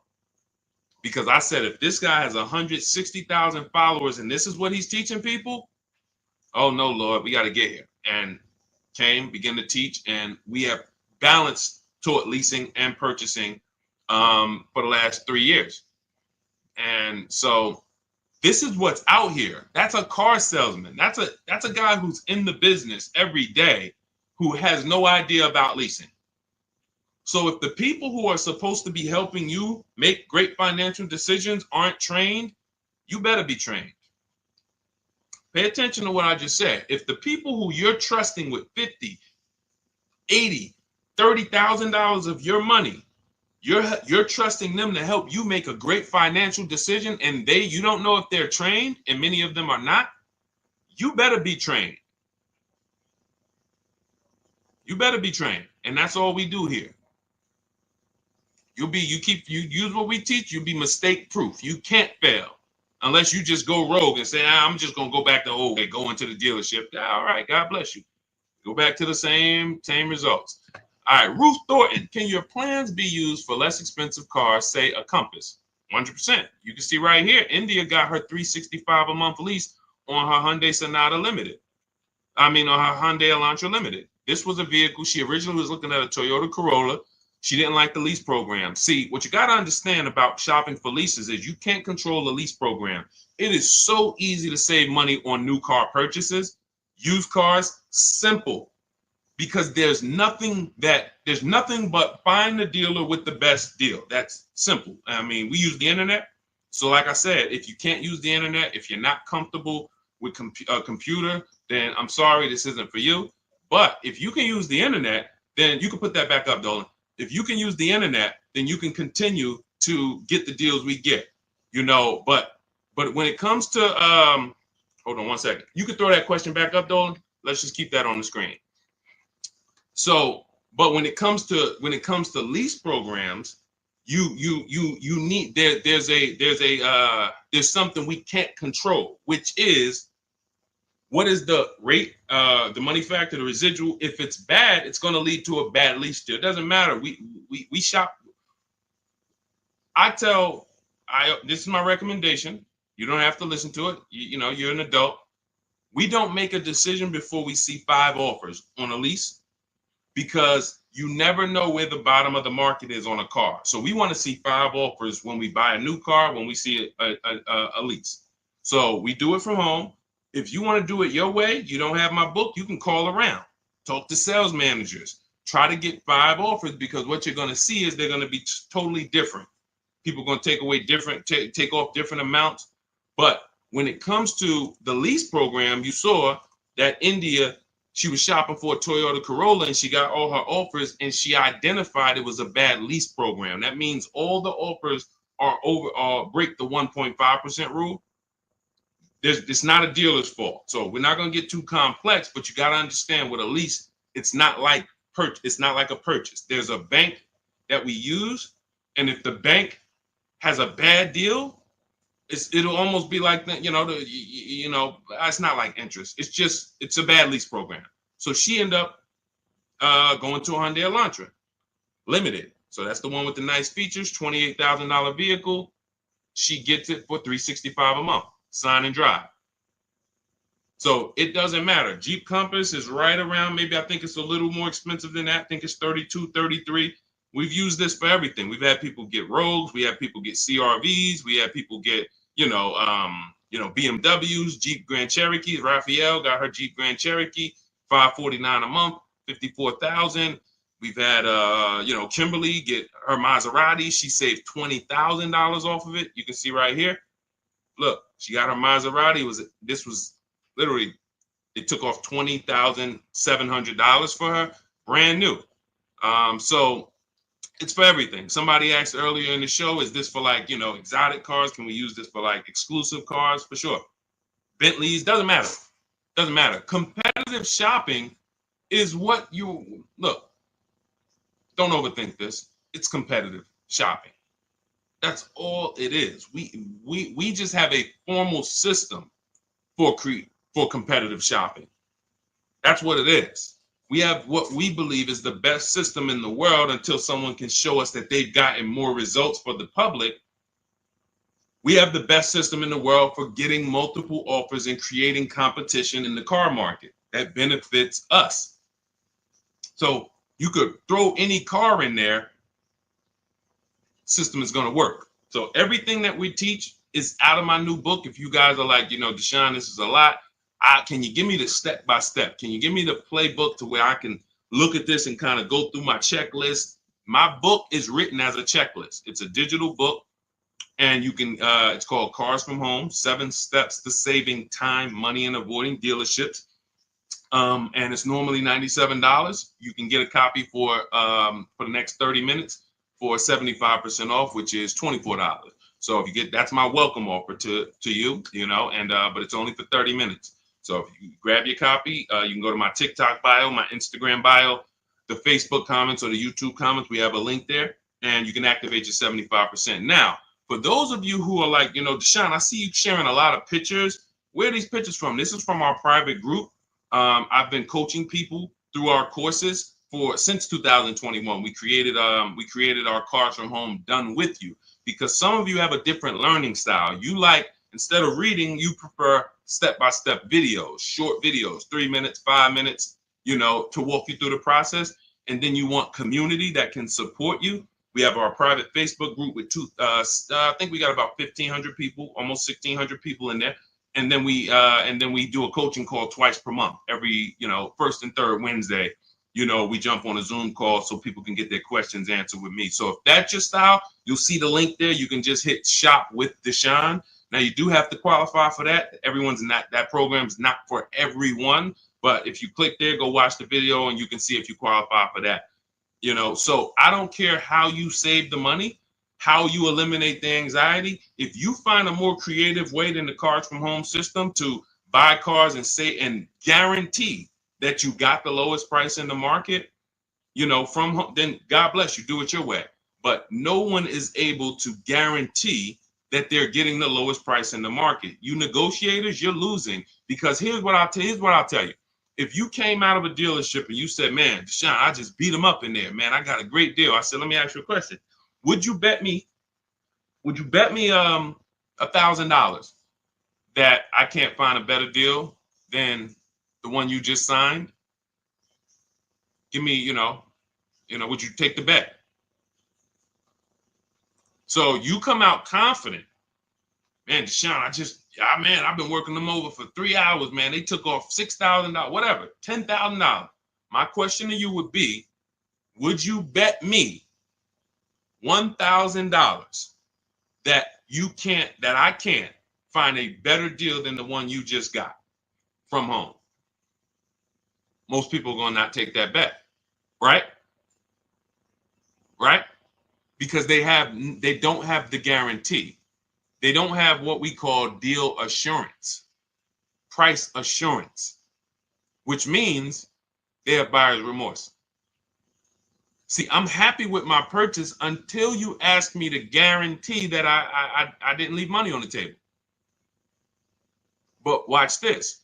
What you're going to be doing different is you're going to be so confident in the way dealers are bidding. When my dad picked up his Palisade yesterday, when we got this Infiniti a couple weeks ago, We guarantee you. I come at that dealership with my new vehicle, and you can say, hey, bet me some money. Would you bet me $1,000 I can't find a better deal than this? And I would say, can I bet two?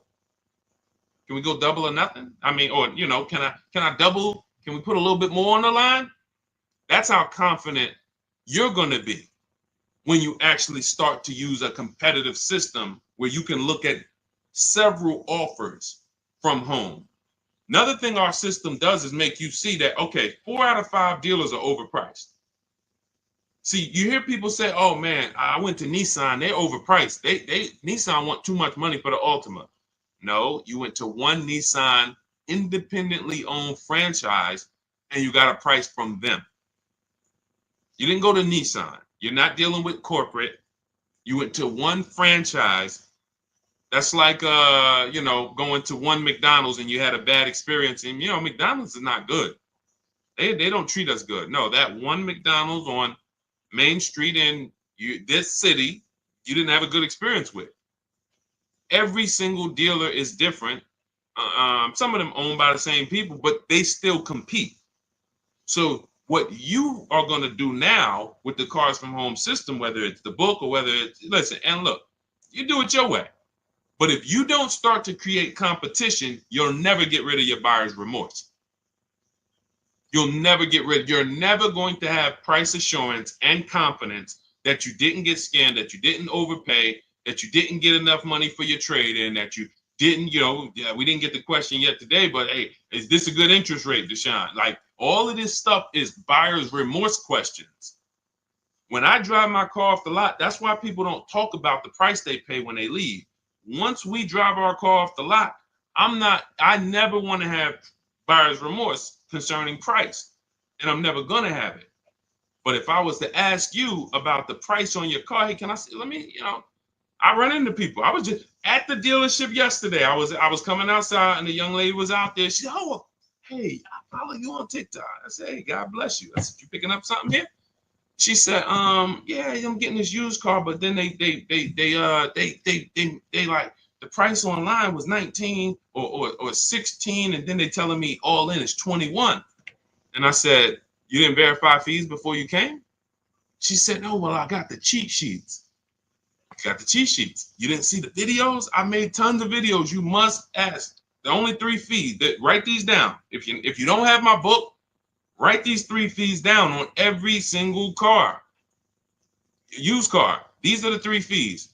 Documentation fee, tax, motor vehicle fees. That's it. Everything else is made up, and you need to verify before you go there. You don't do this online and then come into the dealership. That's why they do it. They do it because they know people are going to see that price, not even call the dealership, come in, and then get hit with a bunch of fees. So unfortunately, yes, she follows me, but she hasn't gone deep to see that that's a rule we don't break. I will never go to a dealership on a used car without verifying fees before I get there. That's a recipe for wasting your time. Because I'm not going to buy it. I'm not going to buy it. You're not going to get me here, and then I'm not going to $2,500 in fake fees. I'm not buying it. So, because some of you said, well, Deshaun, I'll just get up and walk away. Well, the bad thing about that is you still need a car. So what you did is you allowed someone to waste your time, and while the good car was selling, you were there dealing with the bad car. The good car that didn't have the fees and that was the real best deal, you missed that because you're here dealing with this. But from home, on the phone, verifying fees, we know this is the best deal. When I get in the car and drive to a dealership to see a used car, by the time you're getting there, you should know this is already the best deal. And all I need to verify when I get here is that this car drives good. But I know the price because I've done that from home. In my book, we teach a system called the multiple marketplace system. That's how we shop for used cars. It's different than when we shop for new cars because with used cars, there's a couple things you have to know. You have to know this. You have to know the title history, Write these things down. I'm wondering who's writing it down, but I can't worry about that. I know this. I just gotta, I remember. Never mind. I'll go off a tangent. So you need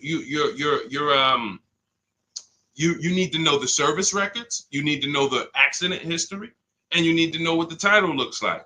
That's how we screen down for quality. The quality of the car. Is it a rental? Is it a ex-loaner? Is it a corporate lease? Is it a hang on, my alarm was going off. Is it a salvage title? Is it a rebuilt title? These things are not the same. So we need to look at that title, the service history, and the accident records, and then we move into looking at price. And so and some of you, who's bought a used car in your life? I'm going to tell you something right now that I guarantee you're going to be like, wow, that makes sense, but you've never did it. If you bought a used car before in your life, I want you to type the letter U. I want to specifically talk for a quick second before we go to the next question to the people who have bought a used car or you're planning to. Type the letter U. Because if we don't have, okay, I see you, Ty. Everyone if you have bought a used car or your next vehicle you're going to be shopping for is going to be a used car, type the letter U. I see you, Marcus.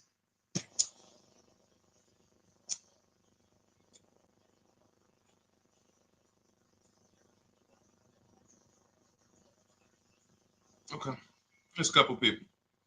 When you look at a used car, the most important thing to determining if you're overpaying is to know the original price.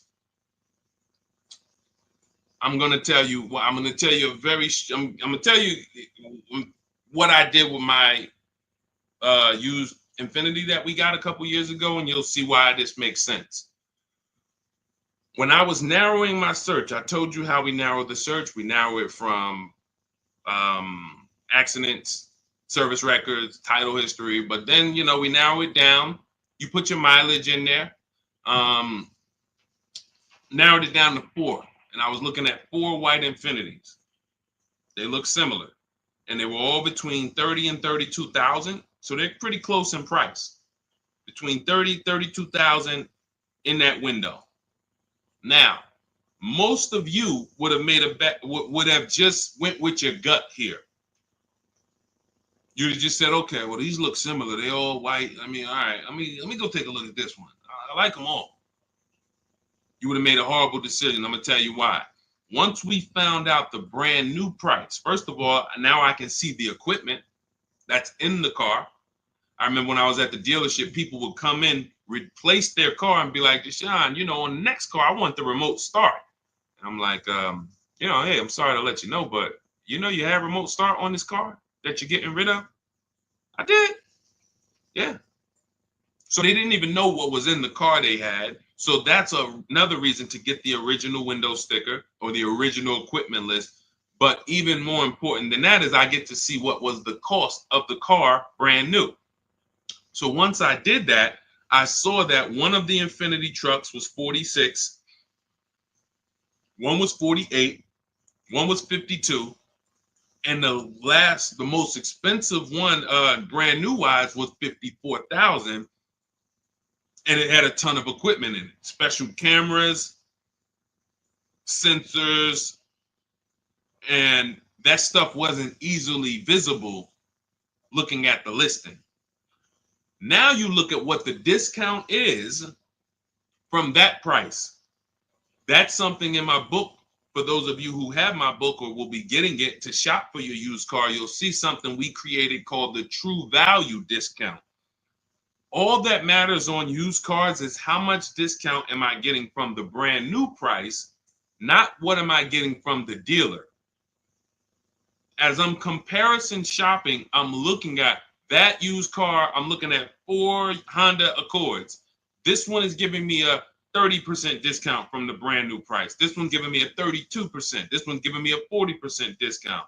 And had people been doing this, some of you wouldn't have got in trouble, because we had a lot of people during the pandemic get in trouble buying used cars paying the exact same price that they were brand new. Our people wasn't doing that, but for those of you who unfortunately you didn't know how to shop and you went out and you thought I could go out here and deal with this market, and unfortunately that was a horrible decision because we had people buying Toyota Camrys for $27,000 that brand new was $28,000, and they were 3 years old. And now those same cars right now are worth 12 or 10, but the person still owes 25 or 24 or 20. So it's a horrible situation.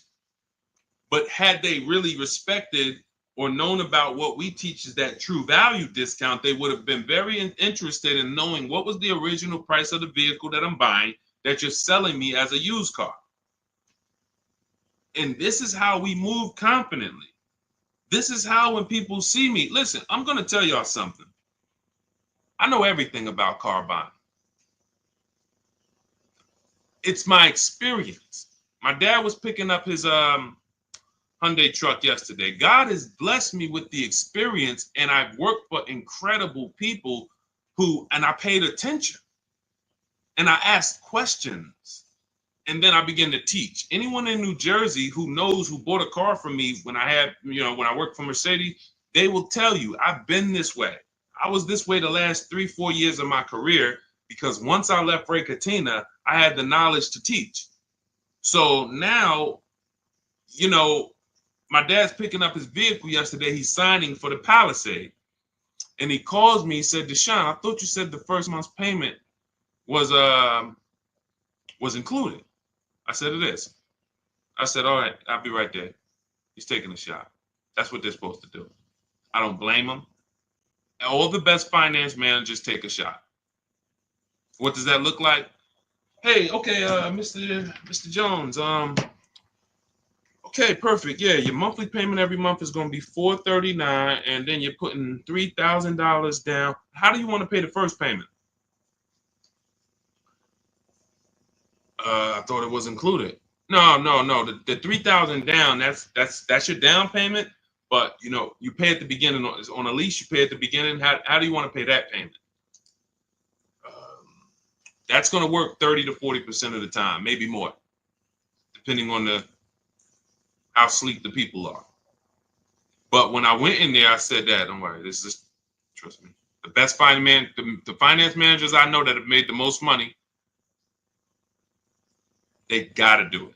Because if you ask 10 times, you'll get 3, 4, 5 times. And then it's straight. He said, where does that money go? I said, it's profit. So wait, that's just that. So if they get you to pay that $400, $500, I said $400, $500. When I was at Mercedes, the first payment on some of the cars was $1,200 a month. $1,400 for a GLS. Still pulling it. Hey, how you want to pay your first payment? Okay, I guess I thought it was included, but yeah, you throw it on the credit card? Sure, that's fine. All right, so yeah, we'll get you out of here in like 10 minutes. Let me just take care of this paperwork, and you literally just got the $1,200, $1,400. He just couldn't believe. That's why when we left, he said, "Man, I really see you know this stuff." That's my experience. I've been in this since 2006. I've got more time in dealerships and in finance offices and things that isn't. And I ran my own. So when I'm giving you the game and you say, "Man, I get to access what this guy knows for $97 in his book," or if I get there and get a copy before the welcome offer expires, I get it for $24. That's why I said at the beginning of the show, we're trying to get you to believe in yourself. This is step by step from home. No one can bust into your house and say, hey, put that book down. What are you doing using this guy's stuff? So you just have to believe in yourself because we're winning. I'm winning. I'm the person who they call for cars. My family still do it, but everyone who knows me, look at JC. These are people who, once you see, wait, I can't get this anywhere else. Then we can start to get you in the mindset to just believe that, okay, let me just trust that I can actually succeed using this so that I can start to enjoy my car shopping. That's really the name of the game. It's a shame for you to spend $10,000 to $100,000 on a vehicle and you just tolerated the process. We enjoy it and we love the deals. All right, so I don't know how I got on that, but that was good. So, all right, Dolan, throw up another one. Let's see what we got. I wish I knew this before. What am I paying for my Audi today? I could have leased a Porsche. JC, I like that. Hey, listen. JC said, I wish I would have known. Unfortunately, JC didn't know about leasing. And again, I would say, JC, 17 million new cars are sold in America every year in a healthy market. 40 some odd, maybe 42, 45 million or used cars are sold every year in a healthy market. We know that number, because you can only lease a new car, that 17 million number, if we was to ask those 45 million, how many of you are keeping your cars 8 years? I would say on the low side,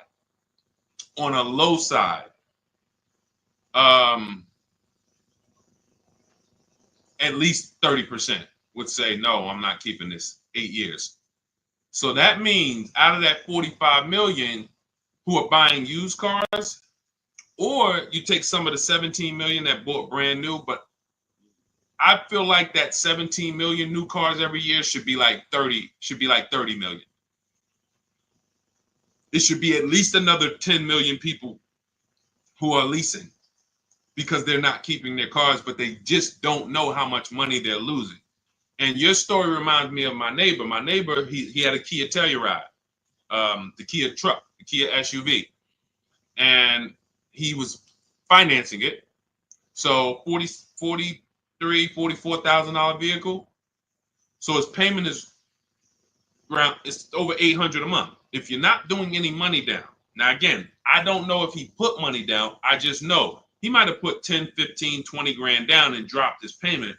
But if he didn't, but that vehicle is $800 a month, $45,000. Even if he took a 6-year loan, that's $800 a month. Wife totaled the vehicle, had an accident, car gets totaled. He says to me, Deshaun, we just met. We met in the last, 18 months. So he was like, when I bought the car, I didn't know about this 8-year rule you teach. 8-year rule is step 1 in my book. Our system, the Cars from Home system, is 7 steps. The 8-year rule is step 1. The 8-year rule just says if you're not buying your next car to keep 8 years, if you're not keeping your next car 8 years, you should be shopping for a below market lease, not a purchase. That's the 8-year rule. If you are keeping your next car more than 8 years, then you should be shopping for a below market purchase. So he said, I didn't know about that. And but I'm not keeping this. I don't keep cars 8 years. So, he said, so I think I'm gonna shop for a lease on this Telluride. Again, he's in a rental because his wife totaled the Telluride. He wants another Telluride. But he gets so he decides to lease, and then he uses the system. Sorry, I just just threw me off there. He uses the system. His new Telluride he gets for under $500 a month. Under $500 a month. I think he originally got it for like $497. Then he put a little money down because he wanted it to be like $479, if I'm mistaken, or maybe he lowered the amount. His final payment is $479. He did not listen. You don't have to convince his wife or him anymore about leasing. When you were just driving a vehicle that you weren't going to keep anyway, that when you went to trade it in, you would have had little to no equity, maybe even negative equity. So you're going to pay all that money, $800 a month, go to trade that vehicle in 3 years, break even. So you didn't get anything back from all those thousands you put into that depreciating asset. Now, I'm in the same vehicle. In fact, I'm in a 2025 and I'm paying $479. That's what we said 30 minutes ago. Leasing is the first thing that should make, like you just saw JC. That's why we had JC's comment up, because this story is about him. He said, what I'm paying for my Audi that I finance, I could have leased a Porsche. And we've had several people who got who came into, I remember Crystal's one of them. She got a Porsche Macan, and she got hip to leasing, JC, but she didn't get hip to competitive offers. So she was watching some of my stuff because she was shopping for the vehicle to buy, and then she got hip to, okay, I want to lease, and then she started looking at the lease offers, and I think they wanted like $1,200 a month that they had quoted her. She comes in, she gets her competitive offers, she gets it down to man. Let's see, can I find Tracy? It'll take too long. I'll share her on another stream because it's a bunch of I don't usually share stuff from like last year, or because we have people, you know what I'm saying? We're in the market every day. So we're talking about 2024s, 2025s. You know what I'm saying? But I can pull a story from 2023 or from some 2022, you know. I always use Bonita as an example because people be like, yo, the market's bad. Can we get good deals? When listen, we were in mid-pandemic when people were paying. I remember during the pandemic, if you know anyone who had a Kia Telluride during the pandemic, they were paying upwards of $5,000 and $10,000 over a sticker to get them. Some people still have them and are still buried in them because that's how much they overpaid to get these vehicles. Meanwhile, Bonita came in, no money down, got a Kia Telluride, her dream vehicle, she said $600 a month, sign and drive. That was in the world's worst car market. We were still getting people posting cars and getting deals. So it's just that's what we call deal structure. These are deal structure mistakes. So you could be the best negotiator in the world, but without competitive offers, you're going to overpay. You could also get competitive offers, but without the right deal structure, you're going to overpay. Deal structure is, am I supposed to lease this vehicle or am I supposed to buy it? And if you just remember the 8-year rule, ask yourself that question, am I keeping this next car 8 years? If you are not, then if you purchase, you lose. Even if you buy a used car, because I know some of you, I know the thoughts, I know what you're thinking to try to get yourself out of, you know, embracing this new teaching. Because you're like, Deshaun, no, I just taught against leasing. I just taught that I shouldn't do that. I'll get a used car though. So don't I win if I get a used car? I got this. I was going to replace this 2020 Infiniti truck that I got. I got a great deal on it. It was $54,000 brand new. I got it for $31,800. It was a 42% discount off the brand new price. It was the best 2020 Infiniti truck in the market at the time. It had a bunch of features for the same price as all these other cars that didn't have them. So I got that vehicle. It had 26,000 miles on it. It had 14 months left on the warranty. Phenomenal deal. I put $5,000 down to get my payment to where I wanted it to be. I financed about $27,000 or whatever it was. 2 years later, I say to myself, I'm about to break my own rule. What does that mean? Me and my wife have leased cars. Sometimes I would buy one, but we've always had a lease in the house. We've always had a lease. That's hassle-free, low car payments, no maintenance, never got to worry about not having a warranty. So now I'm like, man, you know what? I think because you buy a vehicle you're in love with, your dream vehicle, and this wasn't it. So I'm like, all right, you know, when I get my Escalade and things that I know that I'm going to keep for 8-10 years, then that's the vehicles you buy. But vehicle, I'm like, I'm not going to keep this Infiniti 8 years. Now, I start, plus I have, not to mention, I'm seeing that I have people like, you saw Ansley, and you haven't seen Rosalie yet, who got brand new QX50, QX60 deals, and they were paying ridiculous payments, $592. Rosalie put down, you can't see this, it's zoomed in. You guys can't see it on TikTok, but whenever you get a chance, if you pop over to Instagram, YouTube, Facebook, you can see the replay. I can't share this, unfortunately, on TikTok, but I tell you about it. And the people on the other, we're live on 4 platforms now: TikTok, Instagram, YouTube, Facebook. So when I saw their payments, and then I saw Ansley got a $58,000 vehicle, $554 a month. I'm like, all right, I think I want to go get me a lease on one of these brand new ones. So I got my lease. I put $1,200 out of pocket, $499 a month, $54,000 vehicle. But I went to, some of you guys know we don't trade cars. We get bids. I got bids from whenever you want to find out what your car is worth. These are the 6 websites you go to. You do not go to kellysbluebook.com. It's trash. CarMax, Driveway, Carvana, KBB Instant Cash Offer. You want cash offers. You want people who are buy cars every day, thousands of cars a month, making cash offers for you to see what your vehicle is really worth. And they pay more than most dealers. But KBB Instant Cash Offer, that's going to get you a local dealer's bid. AutoNation gets you a local dealer's bid. Car Gurus get you a local dealer's bid. Carvana, CarMax, and Driveway. 6 offers. So I get my offers, and then I get my payoff, and what do I see? The same.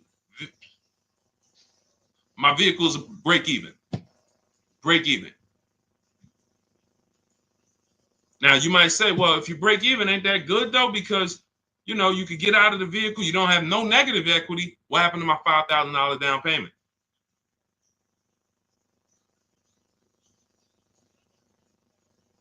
So I'm watching people who I'm teaching who are out there shopping the market, pulling up in their brand new vehicles. And I'm like, now this is the same vehicle that I have a 3-year-old version of. And I'm like, wow, we have the same car payment or similar car payment.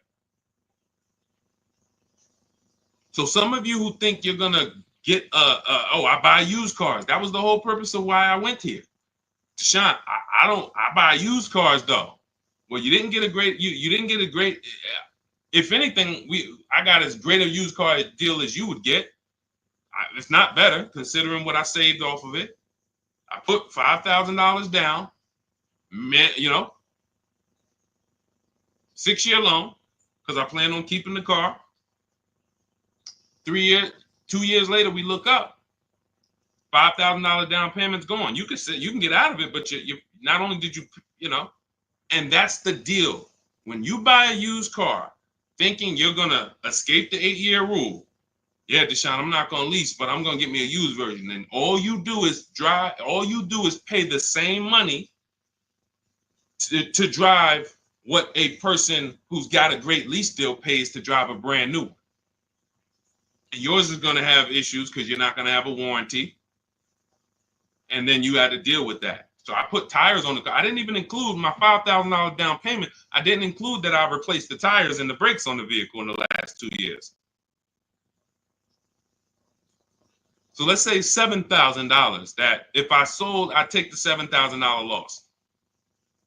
So I'm not exempt from any of this. None of you are. So I'm using this to tell you the 8-year rule is what you need to be looking at, leasing versus buying. And you need to understand that if you make these decisions wrong, you got your deal on the wrong footprint, wrong foundation, there's no way for you to get a great deal.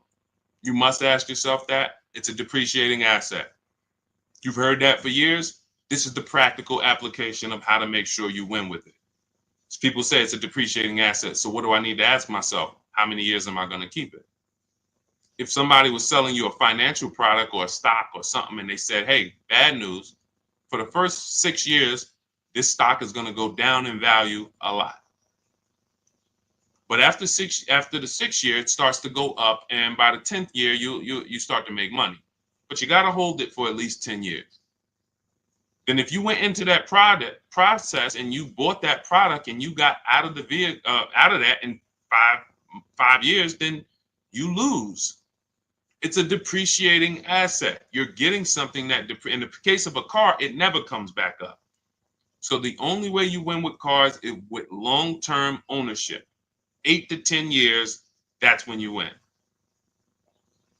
And there's no one who can convince me otherwise. This is a numbers thing. See, what we do here is we talk numbers. All the people who given you this horrible financial advice, they never speak numbers. They rant. Oh, leasing is renting. Oh, leasing is borrowing. Leasing is for people who like debt. Oh, borrowing car. These are people who, unfortunately, they're just incorrect. And I'm not in a position where I could be on a panel with them. If I was, it wouldn't take me long to make light work of them because they don't talk numbers. So we can't have a financial conversation about somebody who doesn't understand numbers with the subject matter that they're speaking about. So if you're like Deshaun, how do I get every single thing we teach in like one place? That's my new digital book. It's called Cars from Home, 7 Steps to Saving Time, Money, and Avoiding Dealerships. It's normally $97. It's 5-star rated. You can Google it. But for the next 30 minutes, you can get 75% off. That's my welcome offer. That means you'll get it for $24. But if you get there, you got to get there before the timer hits 0. Once it hits 0, the price does go up to $97, and it's worth every penny. If you miss it and you're like, Sean, I need the information, then hey, I missed the welcome offer. But $97, it's still one of the most valuable books you're ever gonna read and use. So, but $24 is better. So get to my TikTok bio, my Instagram bio, the YouTube comments or the Facebook comments. Welcome, D. Welcome. I see. Thanks for the follow. And get there, get your copy. And then it'll be in your inbox. It's a digital book, so it'll be right there. And just follow it step by step. Don't jump ahead. Stay on your path. There's paths in there for everybody. People with bad credit, people who don't know how to negotiate, people who you need to stop negotiating because you can't negotiate your way to a below market deal. You can only get bids. High mileage drivers, you guys are losing a lot because you're depreciating asset even faster than the average person. So you are losing a lot. We have paths in there for you. And then, of course, our system for leasing, purchasing, and buying used cars is all in there step by step. So go grab your copy. 75% off in my TikTok bio, the Instagram bio, the YouTube comments, or the Facebook comments. For those of you who are like, you would rather work with us and try to see if we can qualify to shop together, just click that button that says Shop with Deshaun. That's for you who are like, you rather watch videos instead of reading. You prefer 3 to 5 minute step-by-step videos, and you prefer a community. We have a private Facebook group. That's when you see all of these people that I post their cars, they upload their cars and their deals to our private Facebook group. It's called it's called a graduation. So the first time you get your car using the Cars from Home system, you're a graduate. And then after that, you're an alumni. And we just had Sheree. Sheree is probably our most successful alumni. She just got her 4th car. She joined us in 2022, and she just said she's seen things get easier and easier. And when you join the Facebook group, you'll see her like right at the top, 4th car. So this is the world we want you to experience. Peace of mind and really, So if that's something for you, you can click that button in those same links that says Shop with Deshaun. See if you qualify. And other than that, we'll be back on another stream. Thanks for checking in. God bless you.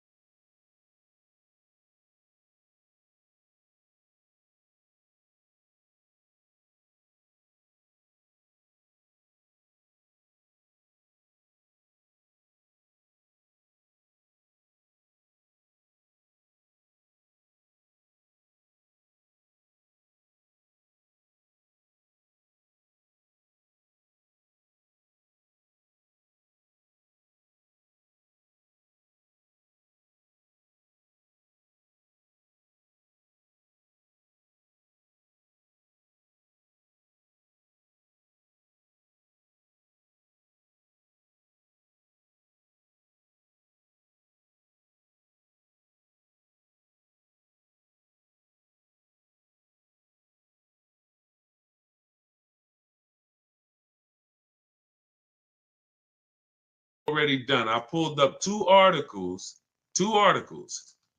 and I've been warning people to sell their electric vehicles before the election. If you go to Google and you just type in this simple term, electric vehicle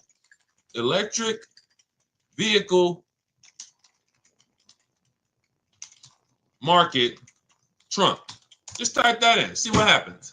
You're going to get a bunch of articles that pop up telling you how bad electric vehicle values have been just since the election. Because legislation created the electric vehicle market. It didn't come out of nowhere.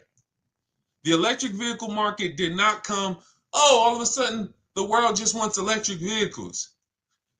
Legislation created it, and legislation can destroy it. Legislation can hurt it. So when the future of legislation is no longer geared in electric, then that means the value of everyone who owns an electric car, your value goes down by thousands. Like, it's plummeting. It's plummeting. So the real aspects of what we're here for is to let you know that if y'all don't start making great decisions with these cars, you are going to continue to lose thousands and thousands of dollars. And this is money you can't see because people have taught you, well, don't take car buying that serious. It's just a car. Go out, do it on the weekend. You went out to go to the grocery store. Somehow you ended up at a car dealership and you just bought a car. When you treat car buying like you bought a TV, you can't win. You're going to continue to get average deals below above market deals. You're going to continue to lose thousands of dollars. So shout out to the people who tap in. Shout out to the people who are locked in. Old Souza, anyone who has an electric vehicle, you should be assessing the value now, unless you plan to keep. Now, I told y'all in this video, Tesla was going to win. It wasn't even a question. Tesla was going to win. So it wasn't. It was all about Elon Musk saying, okay, if I could, Elon Musk just eliminated most of his competition. Brilliant move. Brilliant. Because he understood what drove the market. He understood. And you guys can start typing your questions. We'll be on here. Anyone who's car shopping, start typing your questions, and we'll get to as many as we can in the next, next hour or so. But Elon Musk understood. What brought my competitors in was legislation. I was in this game before anybody was. I have a brand. Tesla's a brand. It's not just an electric car. It's a brand. But the reason why Tesla's value started tanking, if you just Googled before the election, Tesla's resale values horrific, the worst of almost any car. He started saying, all right, the competition did that. There's more options. He got 90% of his competition out the market. And it's a great move. From a business move, people are not going to make these electric vehicles. They're going to focus on gas. They're going to focus on the things that they used to, making better emissions, smaller engines, turbochargers, better fuel economy, just like they used to, and they're gonna say, oh, thank God, we're done with the electric. We're done with needing to do this liability stuff. All of these, it's the getting to the electric market, developing these things, batteries, and how they're going to be sustainable in the long run. Why the heck do we want to do that? I worked with Mercedes for 5 years, General Motors for 5 years. They didn't want to do that.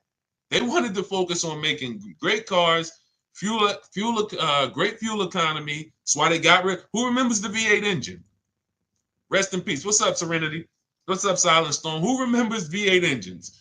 Some of you, if you were in the car business or if you're old enough, you remember. If you're 20, 25, you don't know. You very rarely, I mean, you might know about the Hellcats. I don't even know. Are the Hellcats and the Demons still V8 even?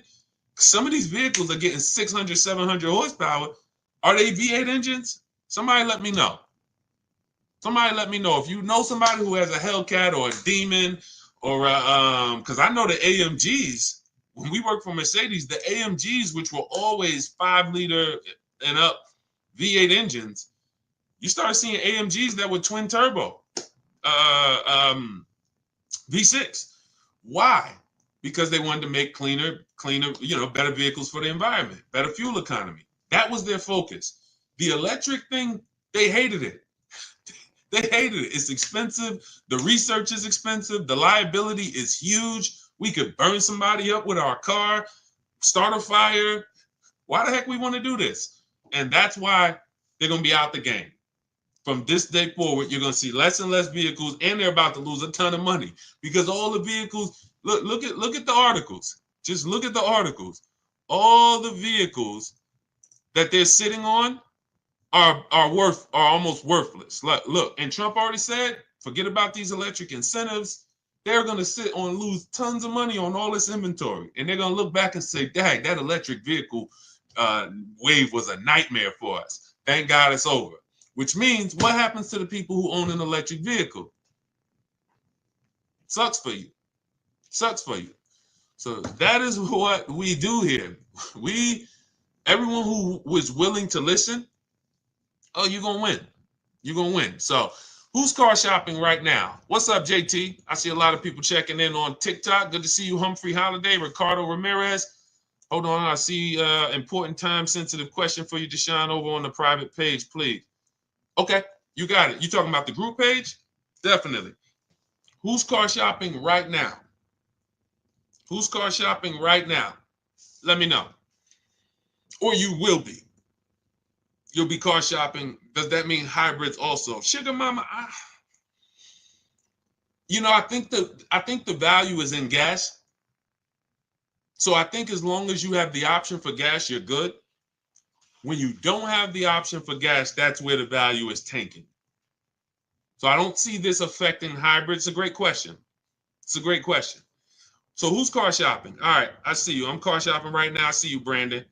All right, I see you, Trust in Main Salon. Who's car shopping right now? In the spring, exiting a lease Hyundai.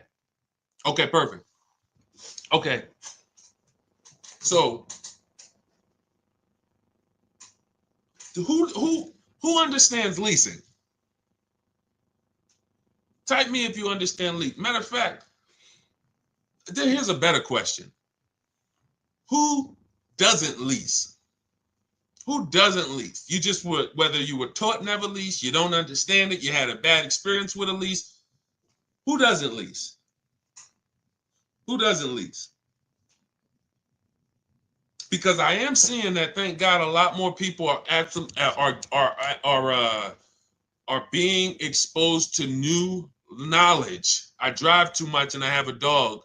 See, that doesn't matter. See, the best thing we can do right now is understand every way to acquire a car. Because how have I've kept thousands of dollars in my household by knowing all the ways to get cars. I'm going to tell you what I mean. When I was 22, I leased a Pontiac G6. I worked for Pontiac. I worked for General Motors. So I leased a Pontiac G6. It was $256 a month.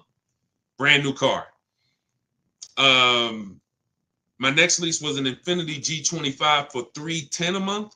$310 a month. $30-something thousand car. My next lease was a Q50 Infiniti, $45,000 car. It was $325 a month.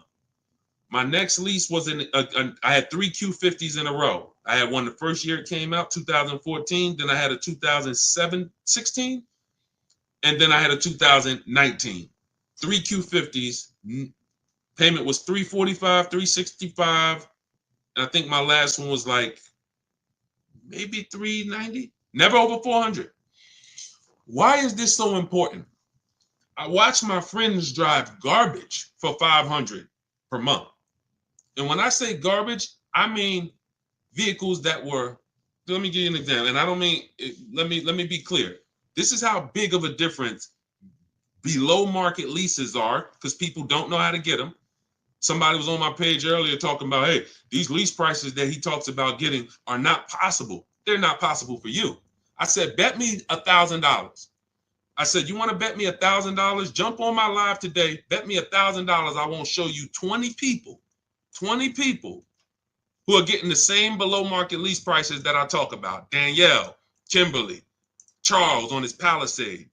Look, Zafrina on her Jeep Grand Cherokee. Melissa on her Hyundai. Jen. I never heard from them.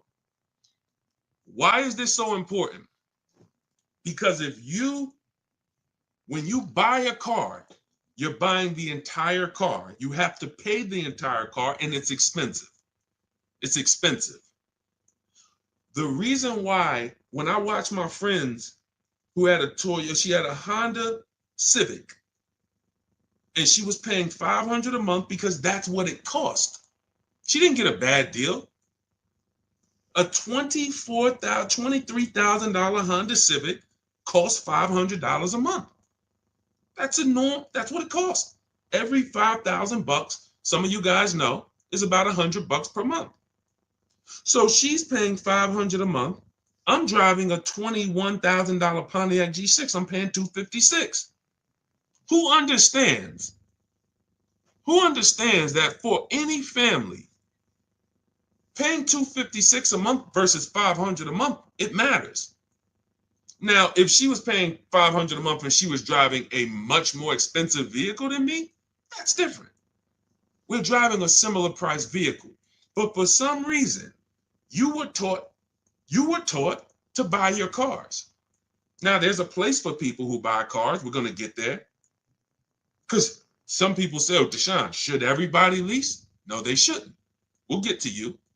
We'll get to the people who should not be leasing. But we don't have a problem in this country with people leasing when they should be buying. We don't have that problem. Thank God I get to talk to 2 million people all across my 4 platforms. Between TikTok, Instagram, YouTube, Facebook, we got 2.3 million followers. We've been talking to thousands of people for 3 years. I get data. We do not have a problem with people who are leasing, but they should be purchasing. We have a major problem with people purchasing who should be leasing. Major problem. Friend of mine who met me about a year ago, he lives in my neighborhood. He had a Kia Telluride, $45,000 SUV.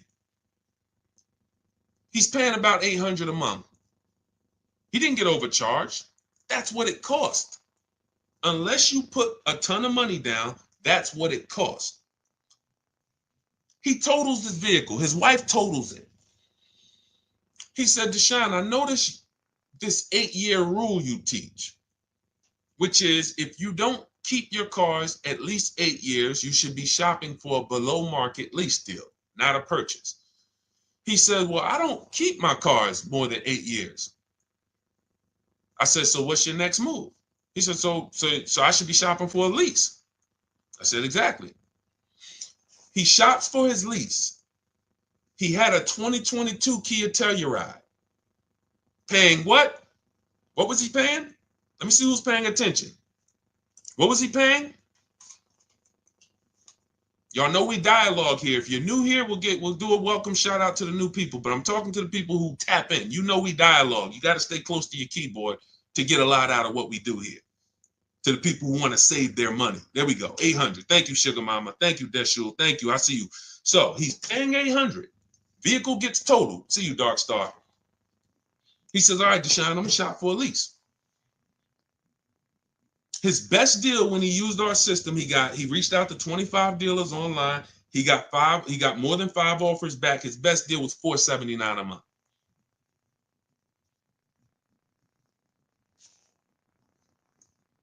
Vehicles in his driveway. It's been there since earlier this year when he picked it up.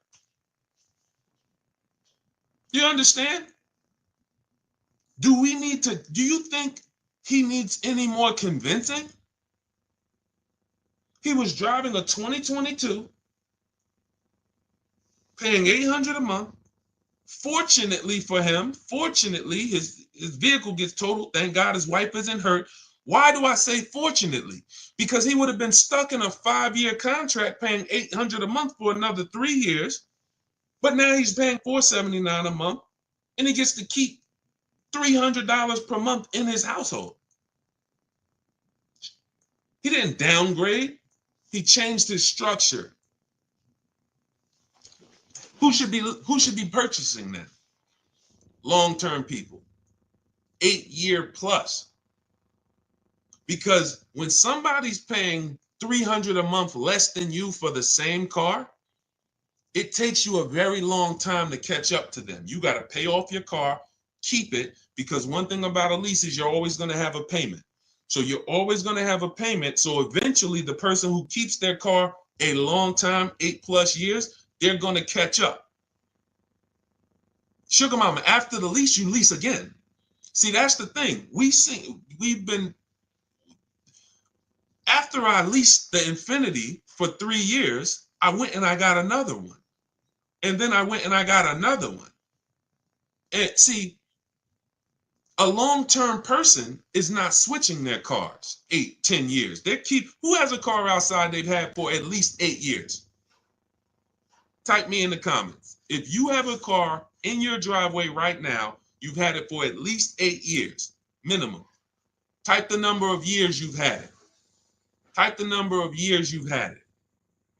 Now we're starting to see what we're going deep on the first start of this stream is the foundation of how to get cars. And if you are buying when you should be, type how many years you've had the car. Okay, I see you've had it for 8 years. I see you, I can't see your name, it just says user. If you have a car, because the best thing you could understand before we go out to get great deals is, should I be leasing?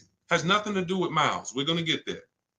Nothing to do with how much you drive. Has everything to do with how long you keep the car. Yep, we'll get there, David. Yep, 30,000 miles a year, no problem. It has everything to do with how long you keep the car.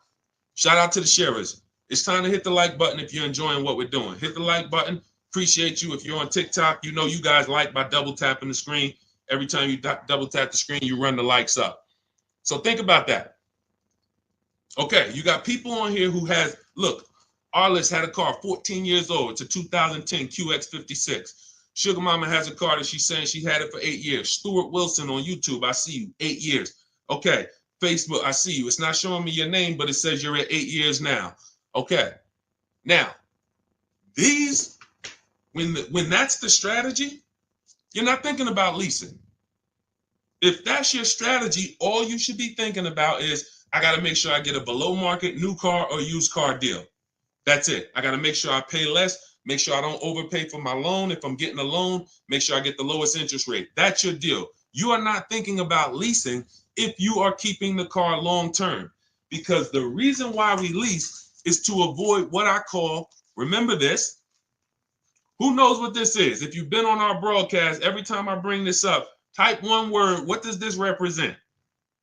I might have a bunch of new people on here, so I'm not going to assume everyone knows what this represents. This right here is a word that begins with a D. Begins with a D. First person to type it in, you got a free copy of my new digital book, Cars from Home, 7 Steps to Saving Time, Money, and Avoiding Dealerships. Who knows? When I break this out, this is what you think. Every time we talk about buying versus leasing, this is what you should be thinking of. Let me go on Instagram because I can't even see the comments on Instagram. Let me see if anybody knows, because I want to give Instagram a fair shake to see if they got it. Hold on. Hold on, I'm coming to you. Okay, hold on, Stuart. Well, hold on. Now, Facebook, it's not showing me your name. Hold on. No, Maurice Johnson, you put depression. You know, that was close. I want to say, I can't say who got it first. I can't say who got it first. Because Facebook user, you typed it in depreciation. It's not showing me your name. Yes. Thank you, thank you, thank you, thank you, thank you. I can't say, maybe I got to look at all the comments. I think it says you Facebook user, but it's not showing me your name. And I think if you message me in our private group, then that means you already have the book. Look, Stuart Wilson said, I got the book, give it to them. So thank you for the people who actually, know that, whether you got my book or whether you've been on a previous live.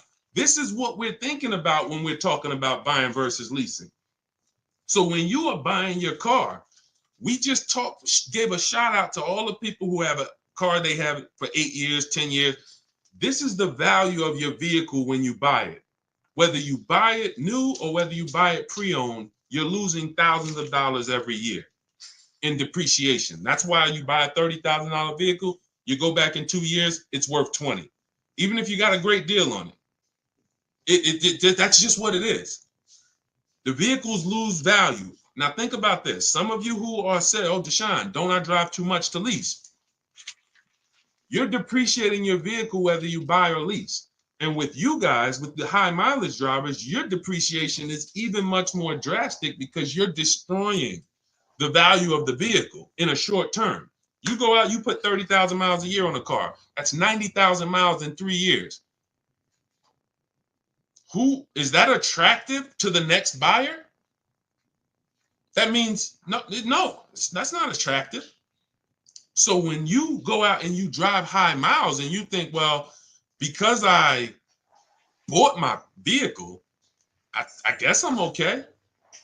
No, because the asset, the depreciating asset that you actually own, you have destroyed the value of it. So if you went and paid cash for it and put, cash into it, you would see how much value you lost. The name of the game, and remember this is the moral of this story. The name of the game with deciding whether you're going to buy or lease is, how am I going to beat depreciation? Am I going to do like what the thing about these people who've had their cars a long time, this is what their depreciation looks like. If their value today is 7,000, a year from now, it's probably going to be 6,500. They're not losing much. Everyone, Stuart Wilson, you've had a car 8 years. A year from now, it's going to be worth a little bit less, not a lot. You're not going to lose thousands of dollars like when you first bought the vehicle. So what you do when you buy your vehicles and you lose all of that money in depreciation, and then you turn around and instead of getting to what I call the reward stage, which is what these other people are at, they're at the reward stage. Vehicle is not depreciating much anymore. You go and turn around and go get another vehicle. You're like a kid at the playground who just wants to keep going on the sliding board. You go on these 5 and 6 year sliding boards where you take out all these loans to pay these cars off, 5, 6 years, 7 year loans, God forbid. You pay them off. You ride that depreciation down. Your vehicle was worth 30. By the time you end up paying off the loan, it's worth 12. Then you go and turn around and you do it all over again. It's a constant loss of thousands of dollars because you're paying a lot more than a person who would be leasing would pay. So what's the moral? If you don't buy your cars and keep them 8 years, you shouldn't be buying. It's that simple. It's that simple. Nothing to do with miles. Everything to do with time. Here's an example of somebody who got a high mileage lease, above average. Jen. Jen gets a below market lease on her Honda CR-V hybrid. I always tell you guys, when you shop for your leases, we always shop with 12,000 miles per year. You must get 5 offers. Because if you don't get 5 offers on any car, and this is for used cars, this is for new cars, this is for leases. Cars are not, it's not like the Apple store. And then y'all start typing your questions. What we'll do is I had to lay out this foundation, and then we'll start going into questions. But without the right foundation, you're not going to be asking the questions you should be asking. So some people think, you might have been taught, or you might have been programmed to think that, all right, somebody will say, Deshaun, I went to Nissan. They gave me a quote for a lease. Nissan is overpriced. Thank you, David. Nissan's not overpriced. That one Nissan dealer is overpriced. So if they got you to think that every Nissan dealer is one price, you go to California, that's like the Apple store. You go to California, the Apple, you want an iPhone 16, it's going to be the same as New Jersey. It's going to be the same as Florida. It's totally different with cars. One Nissan dealer has one price. Every Nissan dealer has a different price. Some people are going to charge you over sticker. Some people are going to discount a little bit. Some people won't discount. Some people are going to give you the rebate. Some people are not going to give you the rebate. It's all over. Everyone's competing, and their goal is to make you think there's no reason to shop around because we're all about the same price. We're all the same price. That's what they really want you to think. We're all the same price. But you take a look at Jen. Jen gets 5 offers. Her best offer on a $40,000, almost $40,000 Honda CR-V, $512 a month on her lease. $512 a month, no money down. We always shop for leases with no money down. Do not let these commercials make you think you must put money down when you lease. There is no requirement of putting money down when you lease. That's a gimmick. Because if they can get you to think that, then you're going to do it. But as you can see, I'm going to show you several people throughout the rest of the stream who we always shop with no money down. All we want to do is give them our first month's lease payment. We drive off as long as it's under our budget. $512 a month she gets. That's a 1.3% lease. Her payment is 1.3% of the MSRP. The way we judge great lease deals is with the 1% rule. So if your lease payment is 1% or lower of the MSRP, you stole the vehicle. Anything 1% to 1.5%, good lease deal. Above 1.5%, bad lease deal. A lot of people signing bad lease deals. They don't know it. How do we know it's a bad lease deal, Deshaun? We add up the payments. Just add up the payments. With a lease, the name of the game with a lease is driving the most money. I see you, D Hall. We're going to get to everybody's questions. I see you. You got a lot of questions coming in, Instagram, TikTok, Facebook, YouTube. Let me just lay this foundation and then we'll do some serious Q&A. When you look at Jen, she's paying $512 a month. That was her best offer of all the offers she got. We do this from home. And then she bumped it up because she needed 18,000 miles per year. In my book, I have it's like literally a paragraph. It's called Choosing Your Miles Wisely. One of the worst things you can do with a lease is to not get the mileage that you truly need. And a lot of people do that. They'll go in knowing they need 15,000 miles per year, but they get 10. It makes no sense. Why? Because they're saving $25, $30 a month, to go from 12,000 to 18,000 miles a year. Jen is paying $50 more per month. That's it. $512 a month to 18,000 miles. Now let's just say, for the sake of you, David, if she was doing 30,000, she might go from $512 a month up to $675 a month. It's not $300, $400 more per month to get additional miles. So what we do is we shop for our leases, we get our below market offer because we get all these offers, we choose the lowest one, and then we bump the miles up to what we need. Because you buying your cars as a short-term driver. Now, if you're a long-term driver, David, then you don't need to lease. What does that mean? Deshaun, I keep my cars 8 years. Forget about leasing. You drive 30,000 miles per year. Get a below market purchase, new car, used car. There's plenty of cars, 8 times 30, that's 240,000 miles. I'd be getting a car that has a history of, being good on a high mileage, Hondas, Toyotas. There's a couple cars that have long-term records and I just drive that car. When I get to 8 years, 9 years, I'll go swap it out. But if you're not keeping your cars that long, if you get to the 3-year mark, 4-year mark, and you're like, okay, it's time for me to go and put, I know you. I spent 14 years in the car business, 10 years inside dealerships. People coming in, hey, Deshaun, I want to get out of this car. Yeah, I drive a lot. Okay, how much do you owe on it? I still owe like 14,000. Well, you got 160,000 miles on it, so the car's worth like $5. You got 10 grand of negative equity. The only way you're going to avoid that is if you put a lot of money down. That's it, because you're prepaying the losses. So it's like every deal you do, you either put 10 grand down, 15 grand down. Yeah, you're not going to have no negative equity, but you ain't getting that money back. That money's gone. The car is drinking it. Like, okay, thank you for that 15,000. You won't get that back. When you lease, you're just paying a little bit every month, and you're keeping that money in your bank account. Depreciation, you're not going to beat it. That's where we're losing. That's where you're losing. Depreciation in the short term with cars is going to destroy you. It's just you can't avoid it. Some people think, oh man, my cars go up in value. I got a car with high resale value. You don't own a rare Porsche or some rare, collector's item car.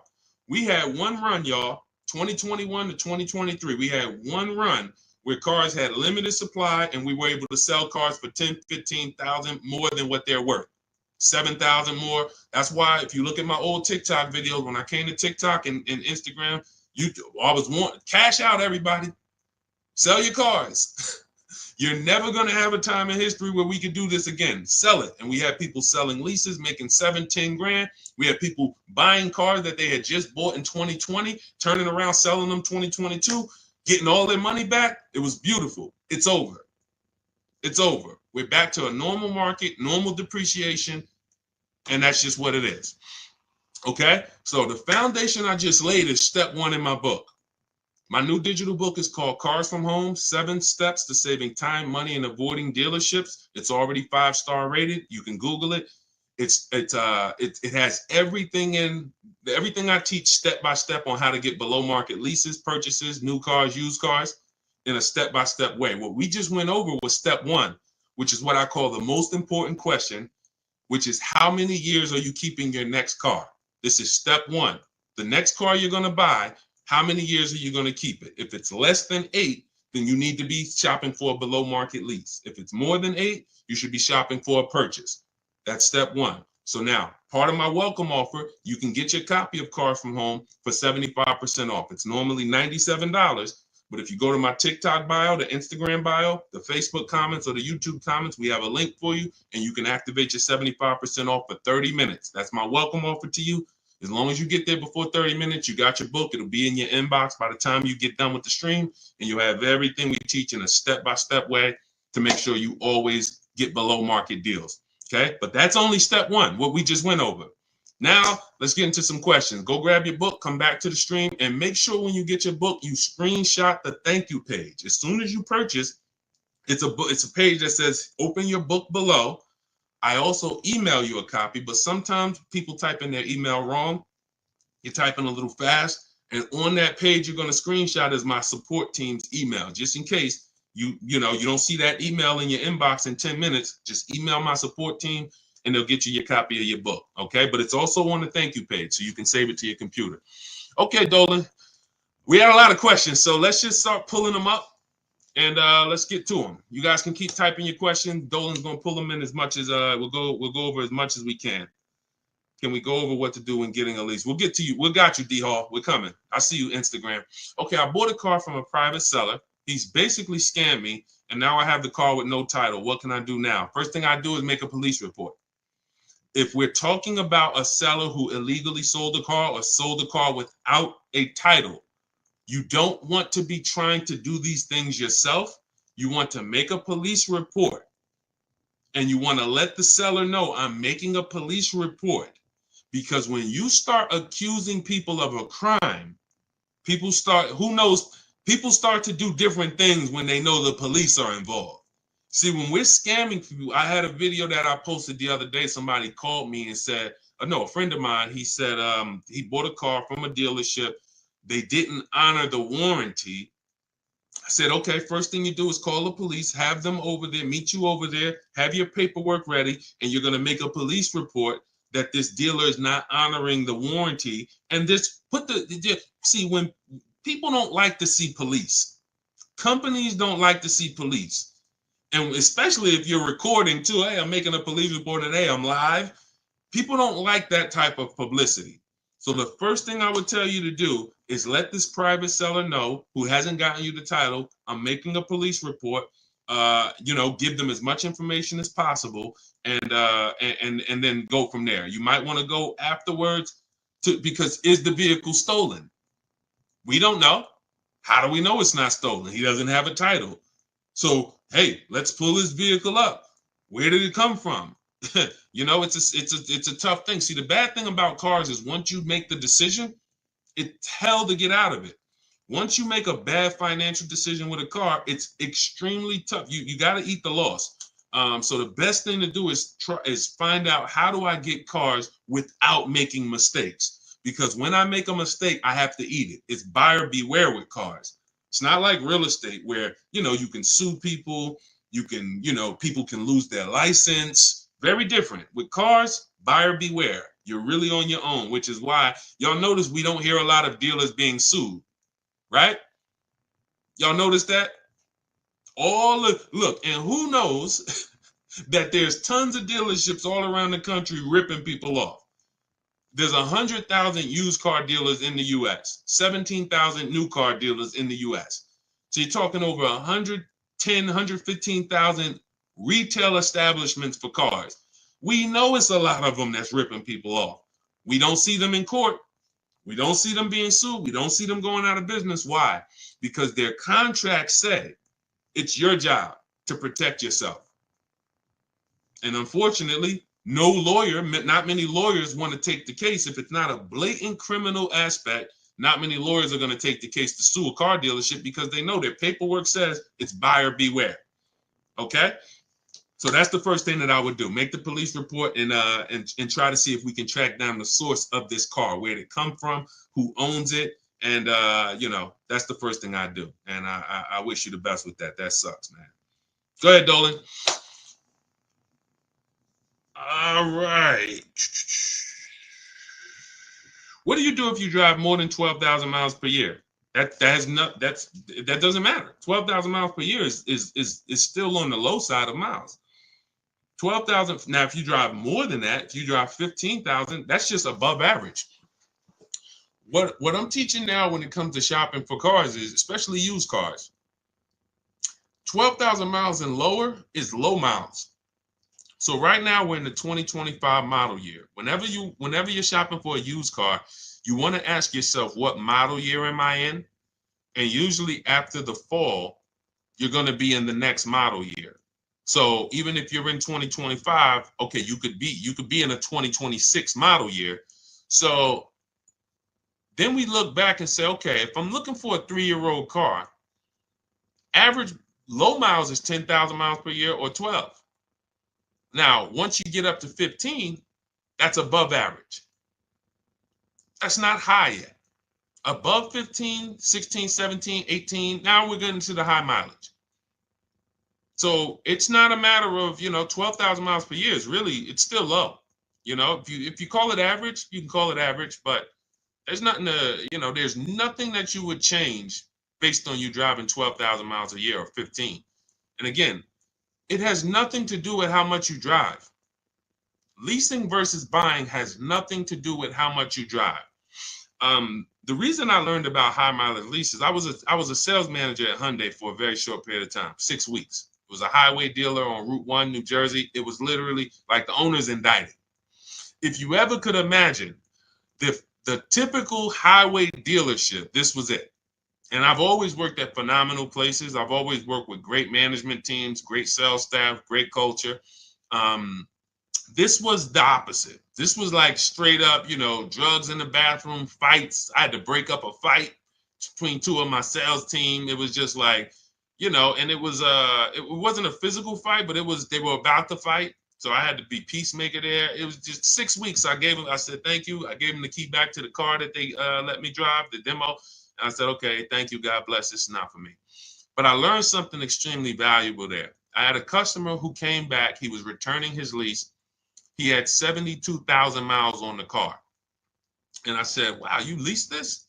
He said, yeah, I always lease. He said, I used to buy my cars and I would just make big down payments, $10,000 down payments. I wasn't getting the money back. And I just started leasing and I put a lot less money into the car. And when I looked at his paperwork, his lease payment for 25,000 miles per year was only like $150 more per month than what a normal below market deal would be. So if let's say a below market deal on a Hyundai back then, Sonata was like, let's say, $299 or $325, he was paying like $500, and let's say it was $325. I remember looking and saying, yo, this is like $150, $175 more, but you're driving 25,000 miles per year.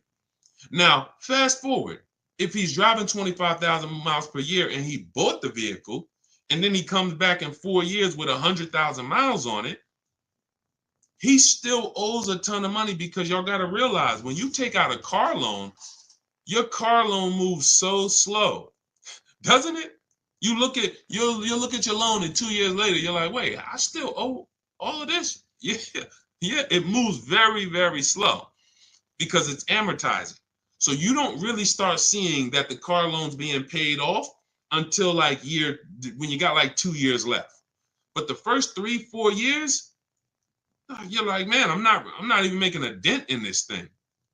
Which means when you come back in 4 years with 100,000 miles on your car as a high mileage driver, your car is worthless, not worthless, but literally it's probably worth half of what you bought it for, but your loan is still very high.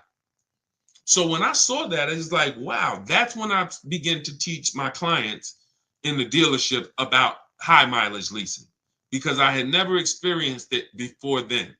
I had never really experienced, I never saw it. It didn't click until then. Has nothing to do with how much you drive. Has everything to do with how long you're going to keep the car. That's why step one in my book is called the most important question. There's nothing more important than this. How many years? Hey, Tawana, what's going on? Thanks for tapping in. There's nothing more important than how many years you're going to keep the car. Because if you were buying, and we'll wrap this up with this statement, if you were buying a depreciating anything, if you sat down with a financial advisor and you said, okay, I want to buy this stock, and they told you, well, this stock has a short-term depreciation, but in the long run, it goes up.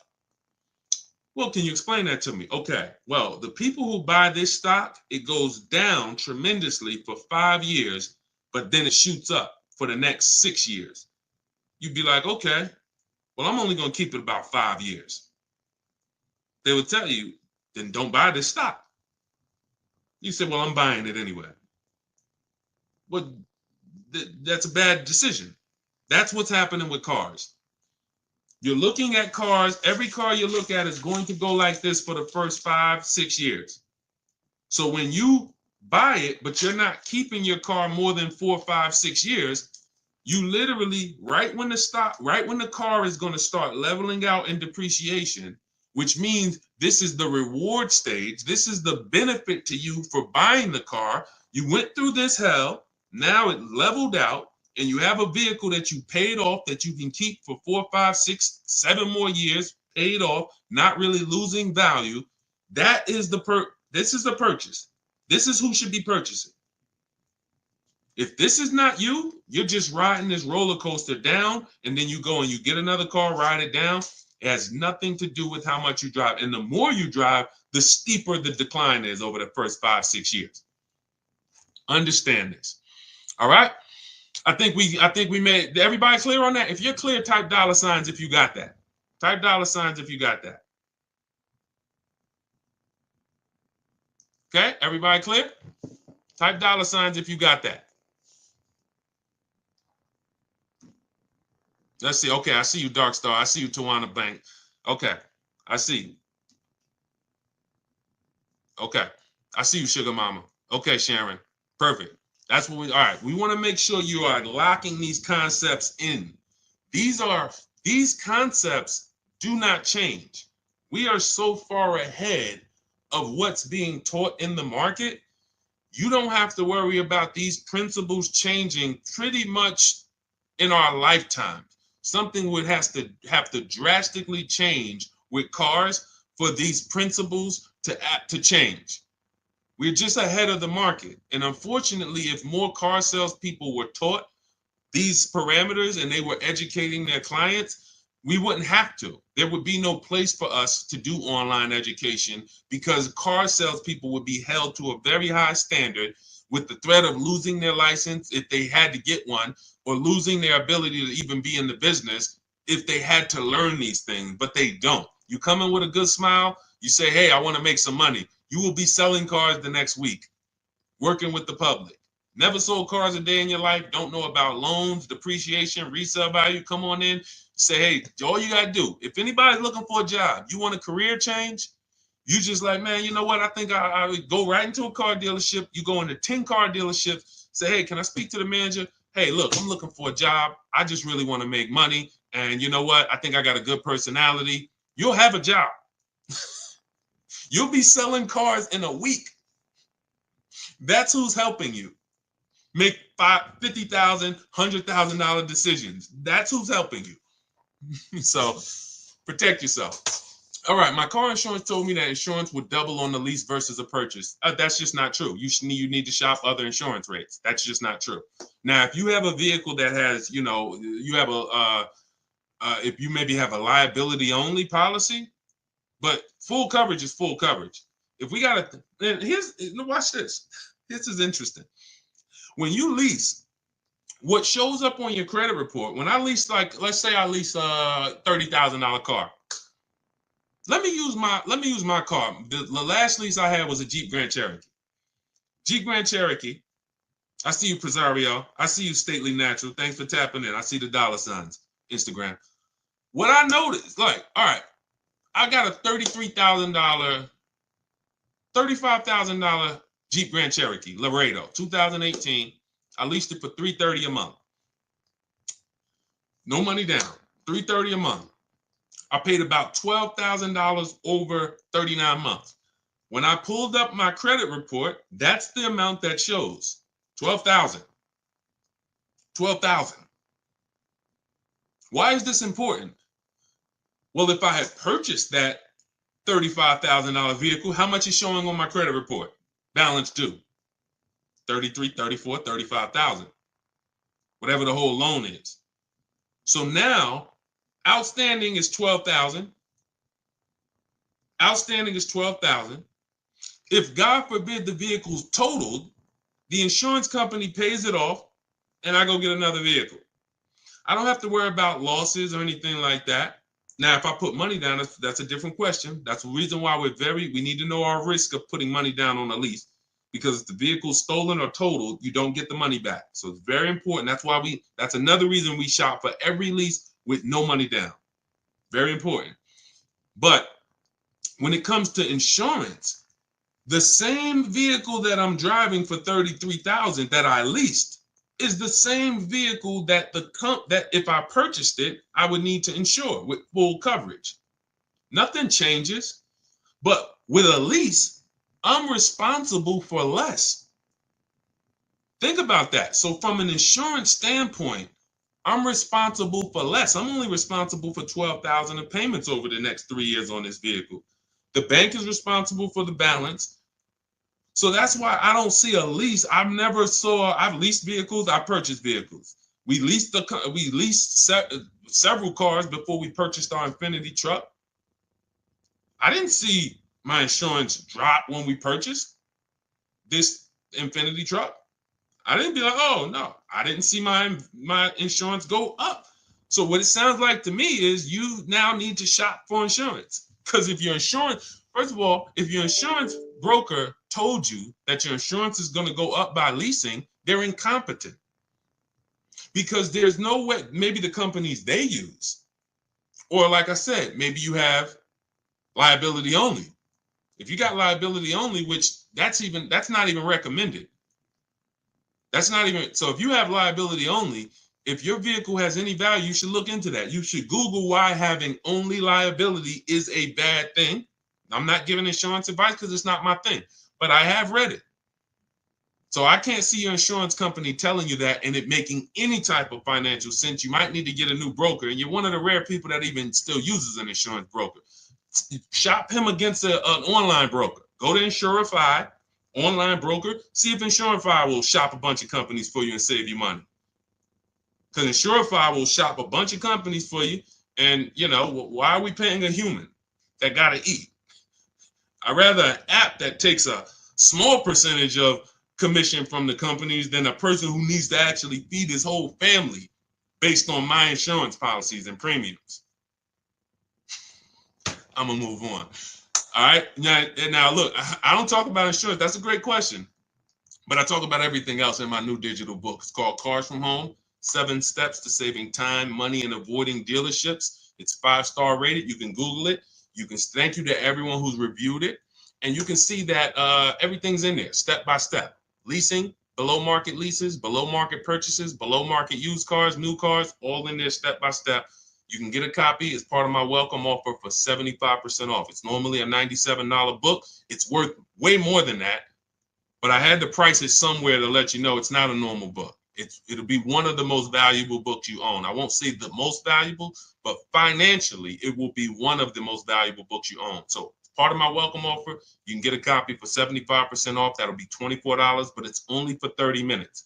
So you can go to my TikTok bio, my Instagram bio, the YouTube comments or the Facebook comments, click those links. You'll activate your 75% off, and then just grab your book, and it'll be in your inbox by the time we get off the stream. You'll have everything we teach step by step, everything we've helped thousands of people do. When you type in my name, you can see all I care about is the people's results. That's why we sit here all day and we talk about other people's results, not just my results, people who are using these strategies and getting these results over and over and over again. All right, so go grab your book, come back to the stream, and thank you to everybody who's reviewed the book. It does matter. It does matter. We appreciate you. All right, Dolan, pull up the next question. Let's keep it moving. Okay. All right, we got a lot of questions coming. I'm seeing questions coming from every single platform. So, all right, type your question and try to type it in one.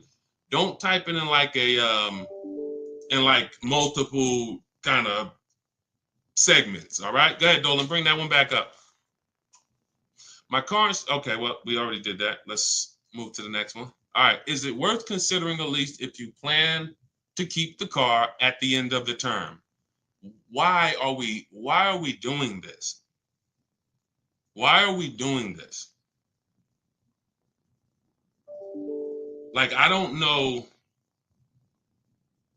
Okay, let me answer this. So, why are we leasing and then we want to buy it at the end? I can't get that. All right, let me be clear on this. This is a horrible way to move, and I'm going to explain why. The benefit of leasing is we drive vehicles for cents on the dollar compared to people who purchase. Look at this. Raphael has a $46,000 Jeep Grand Cherokee. She's paying $549 a month, no money down. Now, every $5,000 on a loan is how much per month? Every $5,000 on a loan is how much per month? Thank you, Sherwin. I'm using the book currently. It's extremely helpful. Thank you very much. All right, and I see your question too, Sherwin. We'll pull that in. But every $5,000 on a loan is how much per month? Thank you, Robert Gregory. All right, $100. Jen 79, $100. Listen. Y'all know I love seeing the stuff sticking. That's what shows me like you're locked in. Okay. Again, principles that will not change. Principles that will not change. Every $5,000 on a loan is about $100 per month. I see you, KK07. Yes. So now let's compare this below market lease that Raphael got for $549 to what it would have cost her if she purchased this Jeep. Let's just say, because I know what you're thinking. Well, Deshaun, we're not paying list price there. Let's just say that she got a great deal. Okay, let's say she got a great deal. Let's say they took off $6,000. Let's say she got it for 40. She got it for 40. Oh, and now what about the taxes? Okay, let's just give her the taxes too. So let's be ultra conservative to show you how different a below market lease is from a purchase. Let's say they took off $6,000 for her, and let's just not even include the taxes, which would probably be another $3,000. $40,000 loan, her payment's about $800 a month for 5 years. If she takes it for 6 years, she might be able to get it to like $720, depends on the interest rate. She's paying $549. She's paying $549. Now, again, if she's a short-term person, this is what matters. If you're a long-term person, then take the higher payment, pay off the vehicle, and then, but when you go from this type of beautiful structure, driving brand new cars for cents on the dollar, to now purchasing a used car. What do you mean? I thought we were talking about buying the lease out. If you buy your lease out, you are doing nothing but purchasing a used car. The only difference is it's your car. That's the only difference. When you buy your lease out, you come in, and I remember people would come into the dealership. What's so bad is it's not even exciting. So they go in, they do the paperwork, they come out because you got to get a new loan, or if you're going to pay cash, and then you come out and we need a new temp tag, and I'm putting the temp tag on the car, and I'm like, hey, you just bought your car. They're like, I guess you don't even get the excitement of buying a used car. When you buy a used car, at least when you drive it off, you're like, oh, yeah, baby, it's new to me. You don't even get that when you buy your lease out. So now let's go deeper on why buying your lease is a horrible idea. Average lease is going to be 3 years. We do not take 4-year leases. Why? You're paying too much for a vehicle you're giving back. Add up the payments. The value with leasing is when you add up those payments compared to what you bought, the MSRP, it should be low. Should be a low percentage of what I drove this much car for this much money. Great value. So when we take 4-year leases and there's 4 years of payments for a vehicle we're giving back, bad value. So now, average lease is 3 years. In order, when you buy your lease out, in order to get a payment that is somewhat close to what the original lease payment was, you're going to have to take another 5 or 6 year loan. Now you've already had it for 3.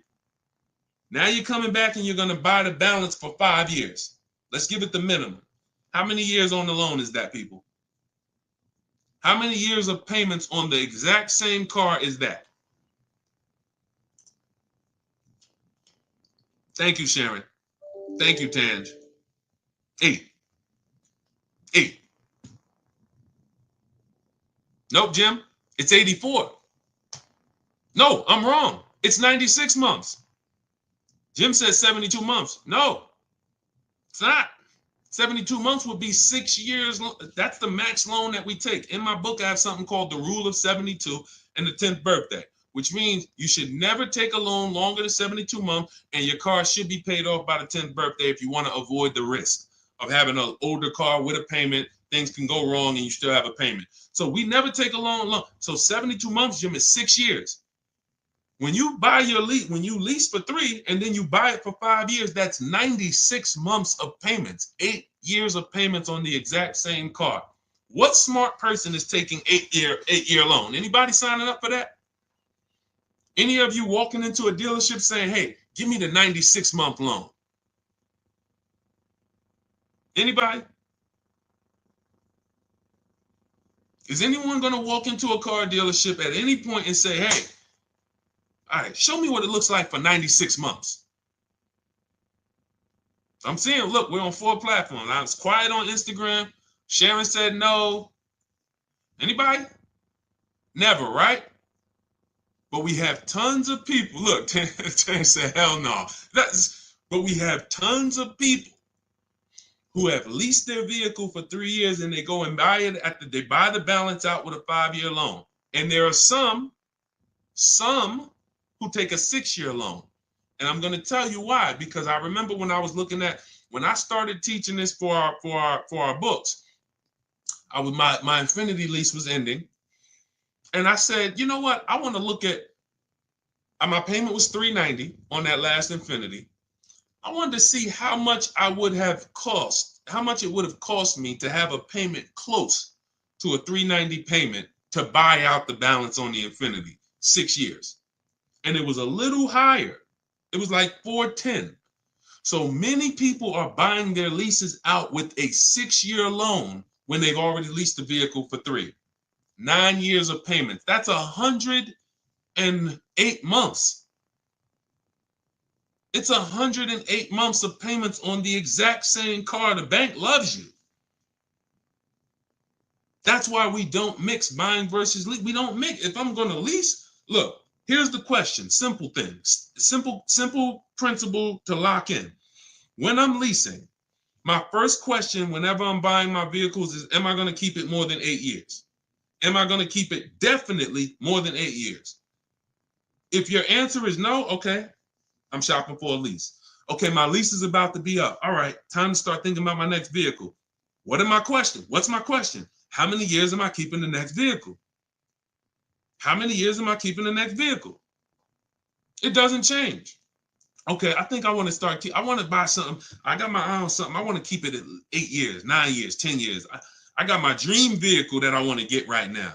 I ain't think I'm going to keep that thing until the wheels fall off. Perfect. No point in leasing. Don't even think about leasing. These are the principles.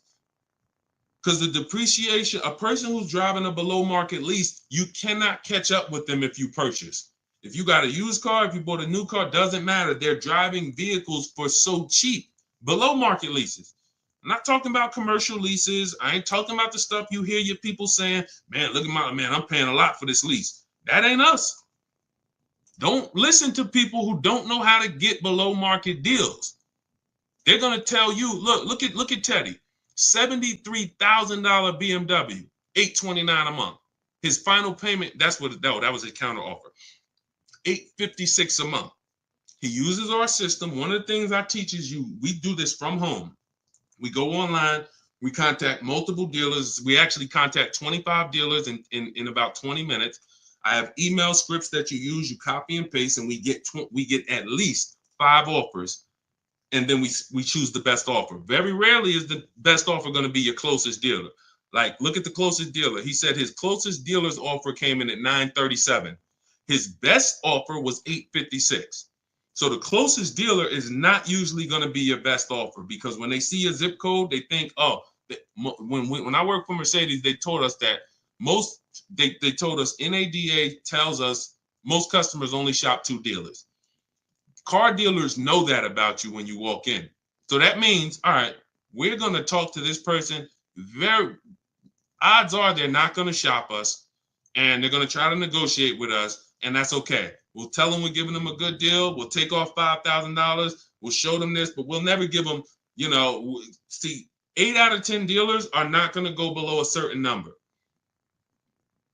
So you don't know that when you say, look, you might think, let me show you how dangerous negotiating with a dealer one-to-one is and why we never do it. You take somebody like Sean. Sean gets $21,000 off of his F-150 Lightning. If he had negotiated with one dealer on this, let me go to his follow-up, because he was asking me, did I think this was a great deal? And I said, well, if it's your best offer, then it's a great deal. Hold on. Let me see. Can I find this follow-up on Sean? See, I want y'all to understand, we never talk numbers in a dealer. We never talk numbers in a dealer. You don't have any leverage. You cannot shop competitors. And the only way that you're going to get a great deal is shopping competitors. In fact, I don't need to go deep on that. I don't need to go deep on that. When you don't shop, when you don't step back and get multiple offers, somebody might take off $7,000. There's somebody who bought an F-150 Lightning just like Sean, just like the $21,000 discount I just showed you with Sean. And they were in the dealer and they were negotiating back and forth, back and forth, back and forth. And that guy or that woman went home and said, guess what? I got a great deal on this truck, $73,000. Guess how much I got them to take off? Oh, how much? $12,000. Ooh, $12,000. That's good. That's the biggest discount we ever got. Yeah, I roughed them up. Yeah, he didn't want to do it. But meanwhile, what do we know?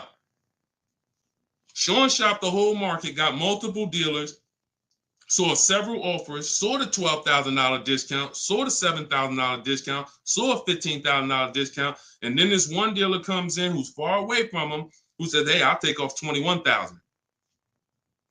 I'm on my way. That's why we never talk numbers in the dealership. That's why our system is called Cars from Home.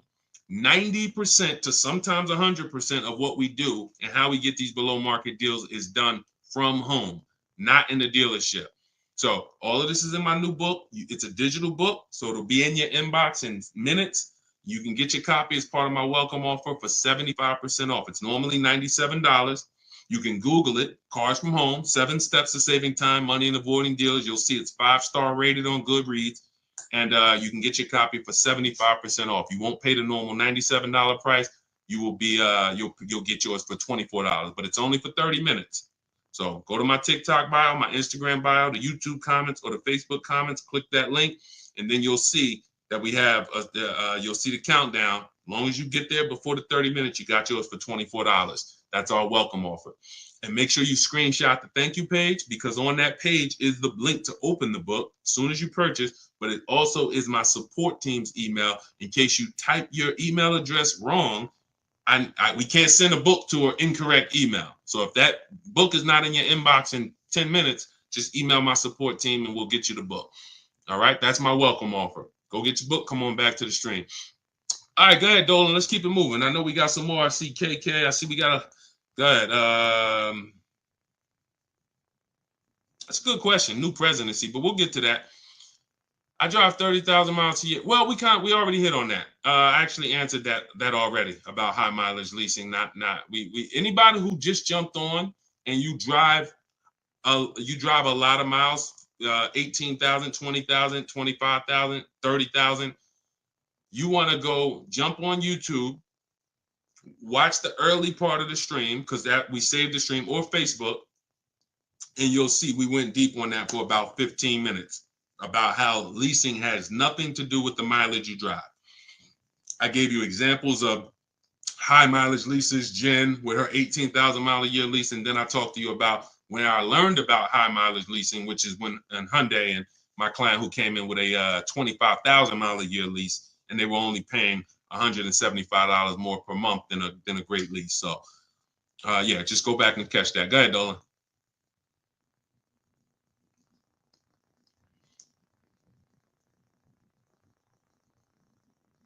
Go ahead, Dolan. This is a similar question. 30,000 K lease with just a similar question. My daughter just crashed her car. Sorry to hear that. Credit is mediocre. Any tips? I go the least expensive car that I can get. When we don't have when we don't have the credit, one of the worst things we can do is to tie up money in a long-term deal where we take all right, let me put it like this. In my book, I have two strategies. Let me explain why the first question never changes. First question is always, how many years are you going to keep the car? Because there's two types of people who don't have the credit and they're keeping their car long term, or people who don't have the credit and they're not long term, which means they should be leasing, but they don't qualify for a lease right now. So let's assume that you're the first type of person. You're going to keep the car 8 years or more, but the credit's not good.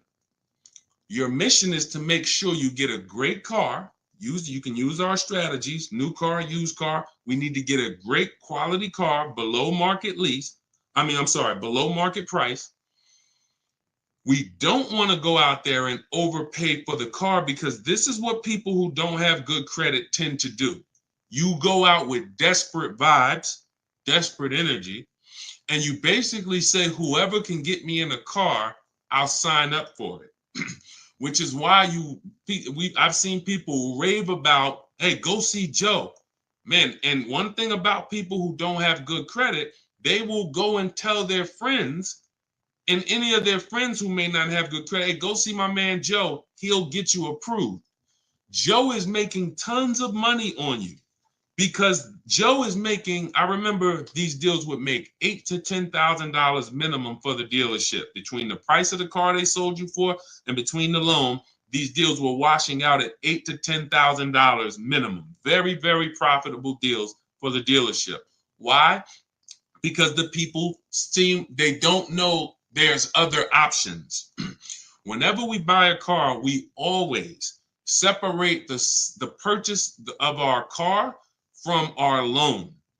We don't mix these two things, because we need to get bids. Some of you who've been on our streams, you know everything we do is a bid. We need to be getting bids.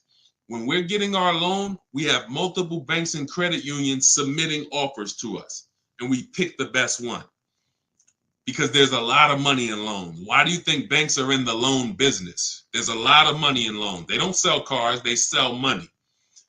When we are purchasing a car, we are getting bids because all the dealers have different prices. So someone needs to win a bid. When you go into one dealer and just work with them, you've given yourself no opportunity to see the market and get bids, get offers, multiple offers. And when we sell our car, we get bids. We only sell our cars to companies where we could get multiple cash offers. Driveway, Vroom's out of business. Carvana, CarMax. We have 6 companies in my book. This is step 2. So the point is, if we are a long-term person, our mission is to find the best car we can find, because we know we're going to pay more in interest. But interest can be fixed with a refinance when my credit's better. So if I was buying a car to keep for a long time, 8, 10 years, but I don't have the credit, I'm going to go and I'm going to find the best car. I'm going to shop for my loan independently. We have a strategy in my book. It's called the bank bidding war. We separate these things. Now, because your bad credit or your mediocre credit should not be between you and the dealership. It's between you and the people loaning you money. Type a $sign if that makes sense. I'm going to say that again. Anyone who has mediocre credit or bad credit, Your bad credit or mediocre credit is not between you and the dealership. The dealership sells the car. It's between you and the lender. The lender comes to you and says, hey, all right, you're buying a $20,000 car here. We'll loan you the money, but we got to charge you 22%. Cool. I got a great price on the car, though. I got a great price on that car, which makes it even better for the lender because they're going to see, okay, the loan to value rate. Yeah, you did get a great price on the car. Helps us just in case we need to repo the car. We like that you're not underwater. Versus walking into a dealer saying, hey, you know what? My credit's not good. Can you get me approved? Now, not only are you going to pay 22%, but you're going to pay for the same car that you could have got on the market for 20. They're going to charge you 23 plus interest. So now they're burying you because you came in desperate. So my mission would be to find a great car, shop for my loan separately, and then realize, all right, if I'm paying 22%, all right, let me work on my credit. Great. Year from now, 18 months from now, I got good credit. Let me refinance this car loan. I'm keeping the car though. That's different than a person who's not going to keep the car. It's a short-term person. If I'm a short-term person, I should be leasing, but I can't qualify for a lease right now because I'm not at like a 660 credit score or higher. Let me just shop. All right, let me go and I'm gonna buy an inexpensive car, least expensive car I could get, $10,000, $12,000 quality car, and then I'm gonna flip out of that car in 2 years. I'm gonna have 2 years of on-time payments, build up my credit, and then I'm flipping into a lease. Everything we just laid out is not what most people do.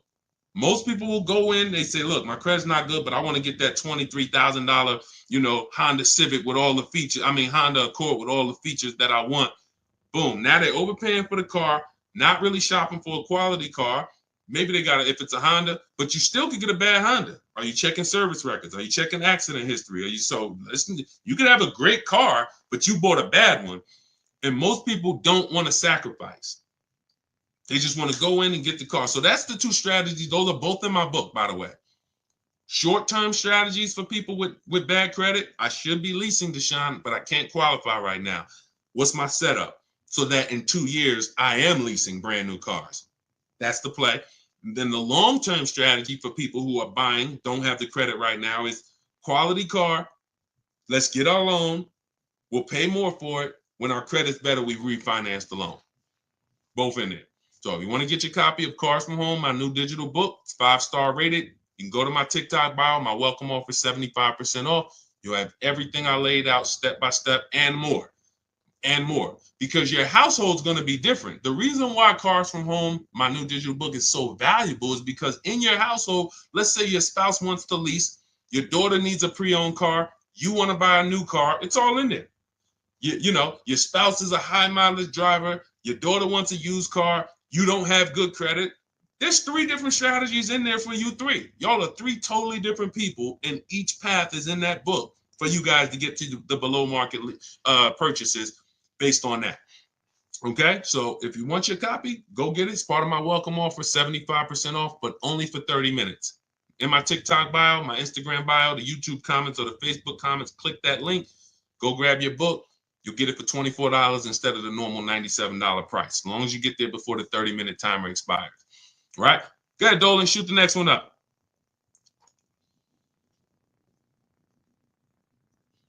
Who's getting value out of the stream? Type a $ in the comments. Type a $ if you're getting value out of what we do here. We hold ourselves accountable to not holding back. The reason why, we never hold back. It's all about, if you can remember all of this, I got tons of free videos that's been hitting the airwaves for 3 years. You want to try to maneuver through them all, piece stuff together, God bless you. You want to come on the stream, listen, try to piece it together, God bless you. Some of you like, yo, I ain't gonna remember all of this. Let me go get the blueprint. Let me make sure no matter what I can reference it. Okay, everything's in the blueprint. That's the purpose. We make sure you can get the information no matter how you want it. No matter how you want it.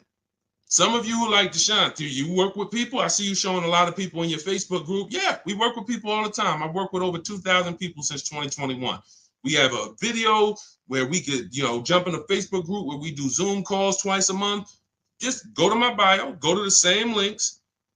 You'll see, Dolan, can you post that link for the Shop with Deshaun in the comments for YouTube and Facebook? Those of you who want to know about us actually shopping together, that's fine too. Again, get in where you fit in. Whatever, I don't care how you get the information, use it so that you can keep this money in your family's bank account and out of these cars. These cars are sucking up people's money like relentlessly. How do you see the new presidency affecting car buying and rates? Whatever the market does, there's always three prices: above market value, below market value. We got deals. Let me show this deal that Bonita got during the pandemic, which has been historically, they say, the worst time to purchase a car. Now, I told people for years, if you didn't need to purchase, hold out, let this whole thing blow over, unless you had a vehicle to sell. Because if you have vehicles to sell that you could sell, cash out, because they were worth $7,000 to $10,000 to $12,000 more than they would be worth today. But for those who didn't, who you were just adding a vehicle, if you didn't have to do that, we didn't do it. But if you had to do it, we had people who needed cars. Come on in. Let's show you how to get below market deals, even when the market's high. Bonita gets her Kia Telluride, December 2022. This is still when people were paying $5,000 over sticker for Kia Tellurides. She stays at home. She uses our system. She gets multiple offers.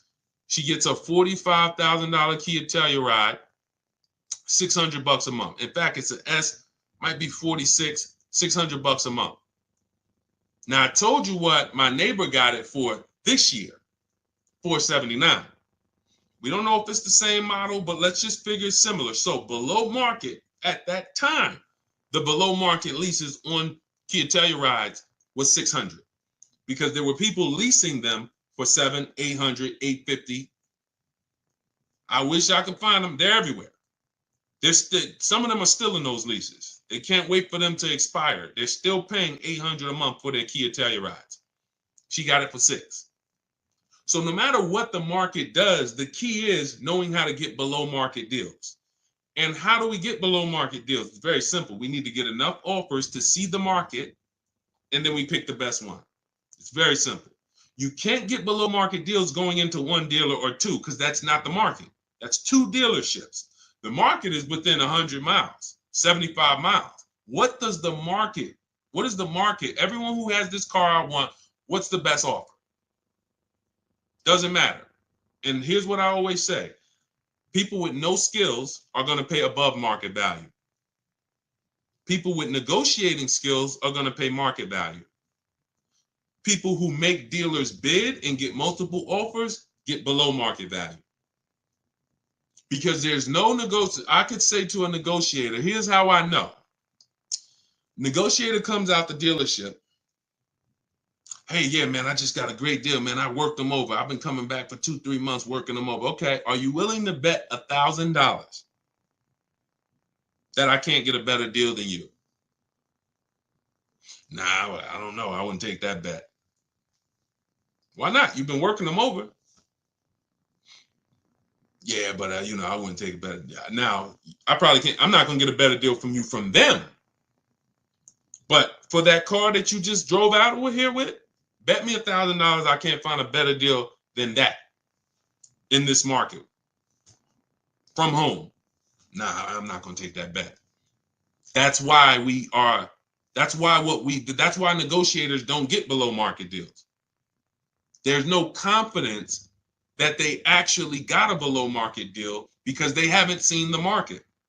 They're going to one dealer, maybe two, they negotiate. There's no confidence. On the opposite end, you could have a person with no negotiating skills, which is what I love. The people with no negotiating skills, you're the people who we love, because you don't come in thinking you got the whole thing figured out. Negotiators, you got to come in unlearned, because they want to bring all this old stuff that they do into a new system. You can't put new wine in old wineskins. So you come in, blank canvas, somebody like Zafrina, stays at home, $65,000 Jeep Grand Cherokee electric vehicle, $579 a month. It's her best offer out of all the offers. She said, look, used all the scripts, email scripts, contacted the dealer, sealed the deal on this lease, $579 a month. That's a 0.88% lease. She didn't get that negotiating. That didn't come from negotiating. Look at Ansley. In fact, look at Rosalie. $60,000 QX60 Infinity 2024, $592 a month. I'm gonna leave that up for the people who will read it. $592 a month. Not from negotiating. She didn't get that going back and forth, sweating, sitting at home, letting the market come to her. So a presidency is not going to change anything. No matter what the market does, we are going to be getting below market lease deals, below market purchase deals, below market used car deals. It's not going to change. People with no strategies are going to just broadcast to you. There's no deals out here. When you hear that, don't believe it. Look, if you're in our world, all you'll do is just feel bad for them, man. Listen, man, you should check this book out. Get all these offers, man. Like, call around. Even if you tell them, call around. Get at least 5 offers. Even if you can't get them to come over to our world totally, hey, call around, man. Call a couple dealers. Get at least 5 offers. Don't just go to this one-to-one thing. Oh, man, yeah, cars are expensive now. Anyone talking like that, they don't know how to shop. So what they want to do is broadcast that to you and have you be like, oh, there's no deals out here. Now you walk into a dealership and you just like, hey, yeah, man, you know, I know it's no deal. I think about we used to get deals back in the day, man. We would get big discounts off, and the car salesman sitting there like, yeah, it's crazy how the market's changed, right? Like, we can't even, you know, these cars are now selling for, you know, there's no cars out here, right? You know, inventory is still limited. Is it? Yeah, man, it's, yeah, after the pandemic, you know, we had the pandemic with the chips, you know, we had the, you know, then we had the strike. You remember the auto worker strike? Yeah, that's right. Dang, man, it's like we just keep getting hit, like, oh, and then we just got to pay it, right? It just falls on us. Yeah, it's sad, but look, here's what I do. I'm going to talk to my manager, and we're going to make you the best possible deal we can. I guarantee you that. All right, man, you're going to have to work with me. Man, you sitting there with a shark. You are blood in a shark's mouth. He can taste it. You just said everything I need you to say for me to know that I'm about to make 5, 10. I might make a $1,200, $1,500 commission on you because I'm gonna make 10 grand for the dealership. These people are not your friends.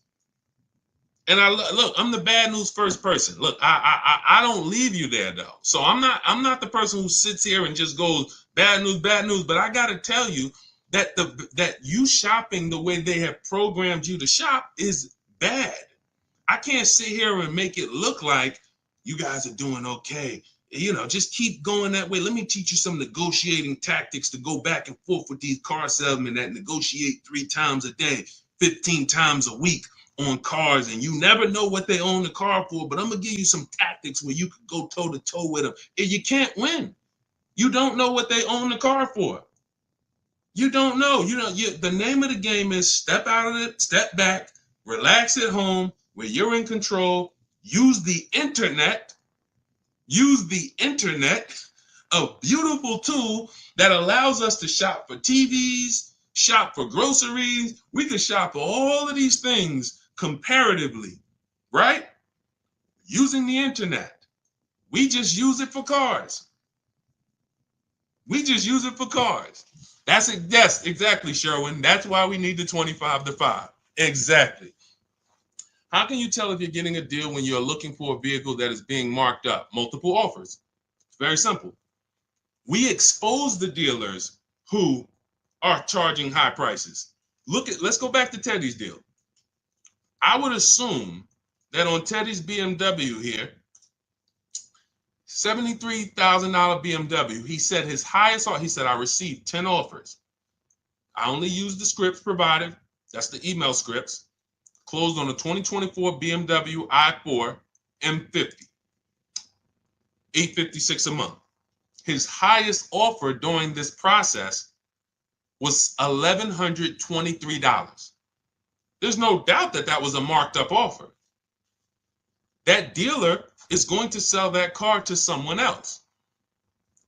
But when we shop, we're talking to people online by email, and we're getting their best offers. Some dealers' best offers are marked up. That's just what they do. They would rather not sell the car to us because they know someone's going to walk in tomorrow that I could sell this car to for $1,100 a month. No problem. It's just not going to be me, or it's not going to be one of us. But that's okay, because if they weren't selling it for $1,100 a month, they wouldn't have made that offer to Teddy when he gave them everything they needed to make him an offer. Here's our offer, Teddy. Take it or leave it. It's $1,100 a month. No problem. But I got another offer for $986, and his best offer ends up being $856 a month. So it's not about negotiating with dealers with markups. It's about exposing the dealers who don't have markups. It's about exposing the dealers who have markup. Okay, yep, I can see you just, yep. Hey, this one dealer said it's no rebates on the car. He didn't include the rebates in our offer. That's fine. Hey, this other offer over here, great. Oh, he says it's $5,000 in rebates that he gave me. What's the difference? One's a liar who wants to make a lot of money, and one's not. Now, if you were in that dealership negotiating back and forth with that liar, you can't win. You might think, oh, he took off $5,000, but he still has another $7,000 that he's not taking off no matter what. He'd rather you leave and say, hey, look, well, I'm not going below that. That's our best offer. That's not the market's best offer. That's just our best offer. He's not lying to you. But his competitor that's 45 miles away, oh, his best offer is $10,000 less. This is how different the market is. This is why the 25 to 5, Stephen, is Sherwin, is it's just the beautiful. Wait, we just got the live paused on Instagram. Oh, I think we hit the time on Instagram. Well, either way. So that is what that's the name of the game. You have to see for yourself. Again, all of these people we've talked about so far, the people who I've shown you, you can see a lot of people in my comments on some of my bigger Facebook social media videos. You'll see people who just post, because we get DMs all the time, we get emails all the time. All the time. Yeah, I just used this. Look, I haven't even read some of these because I don't really. These emails are a little harder to bring in. Because I like to bring in the pictures when people show me. I like when people send me their pictures as well as the details of the deal, but we get these all the time. Look, for my new car, I'm at 1.34%. So I know, thank you, capital letters, I know I got a good deal. Look, using your strategies, I calculate that I did not get a good lease deal on the Pathfinder, which turned out to be 1.64, but that won't ever happen again. Awesome, Kamika. Oh, Kanika, sorry, that looked like an M. So she assessed using the 1.5% rule. She did her math for her old lease, and she's like, dang, I didn't get a good lease deal last time. Perfect. But she's like, it's never going to happen again. Now this new lease deal, for my new car, I'm at 1.34. So I know I got a good deal. Further proof that there's about $10,000 difference in the price of these vehicles. But I'm saying that I'm paying the same price monthly that I was paying on the lower trim with way less features. Using your books and scripts, I negotiated with about 6 different dealers with the best offer coming in right at 1.5 and then at the very top of my budget. I was about to move to my Plan B vehicle when a 1.38 offer came in, and then we have a counter offer calculator. She ended up getting another $15 off, bringing it to 1.3%. Look, I will be using your book to help my mom with her vehicle purchase next year and for myself and my family for years and years to come. I just wanted to say thank you for putting yourself out there to teach people these skills. Much love and appreciation. Now, I got to start reading these emails more during the show. Thank you, Kanika. That just gives you a nice, warm, fuzzy feeling.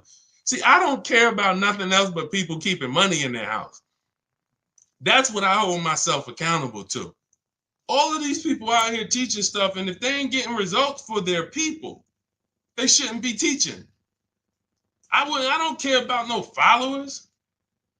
What the heck do I care about followers if the people who following me ain't saving money on cars? What does that do? Oh, you got 2 million followers. Who's saving money on cars? Who's not going to dealerships? Who's sitting at home enjoying car shopping?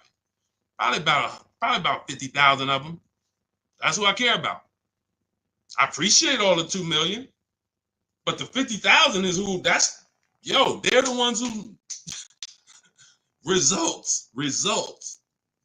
That's all I care about, man. Thank you, Kanika. That's beautiful. I might have to read one more. Hold on, because I pulled these into the show, but I'm like, I haven't read them in a while. Hold on. Thank you so much for these resources. I read your entire book last night. I've already been underway and trying to put my deal together. What a great book. I have my quotes together, and now I'm ready to take the next step with the calculator. We have like 5 calculators in the book that we invented. Can't get them on Google. Literally counter offer calculators, budgeting calculators, stuff that, we invented. Wrote the code for it. It's in there. However, he just said, I do see your lease calculators for 12,000 miles per year. Do you have something I can use for 15 per year? So that was just a question that he wrote to me, just saying how great the book was and having a strategy. And then, once he gets to the next stage, he sees we adjust the miles after. So again, it's all step by step. When we accept offers at 12, but we know we need 15, we always see sometimes because people think ahead, they're like, wait, hold on, I need 12, I need 15, I need 18, but it said we shop for 12. But once you shop for 12 and we're reviewing our offers, that's when I say, now here's when we pick the best offer and then adjust our mileage with that dealer. We need to find the best dealer first, then we adjust our offers. Okay? But yeah, I mean, it's the confidence of having a plan.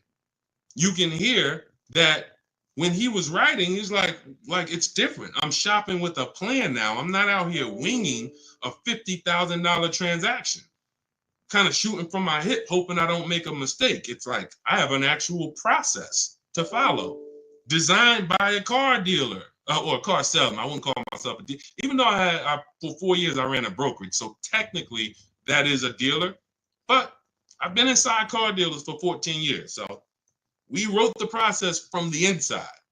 So, okay. All right. Let's go, Dolan. I know, Dolan, you said we trying to go 2 hours, but I don't know, man. Like, text me in the private chat, man. I don't know about it. After about like my voice, let me drink some water.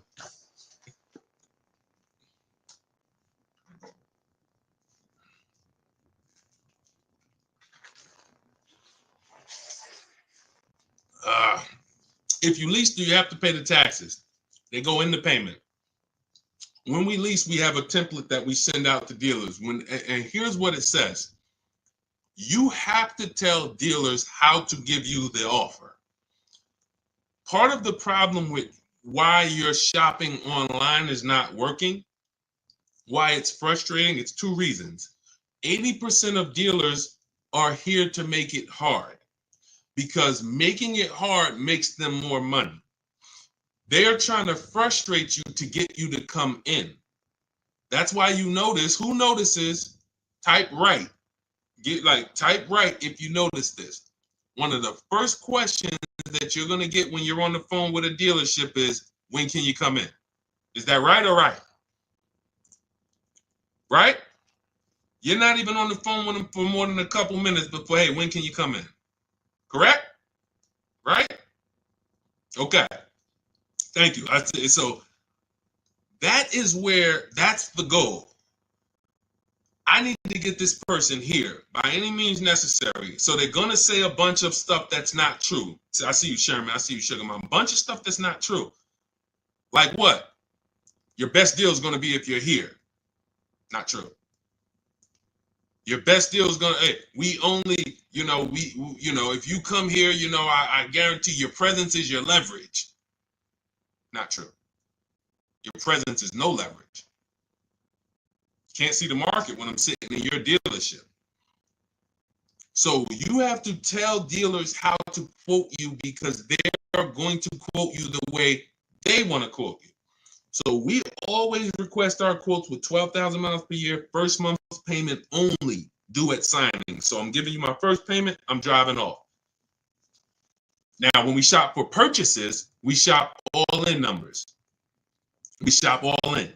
Tax, title, fees, everything included. Now, when we're shopping for a new car purchase or even a used car, we're looking at all in numbers because remember, we're getting our financing separately.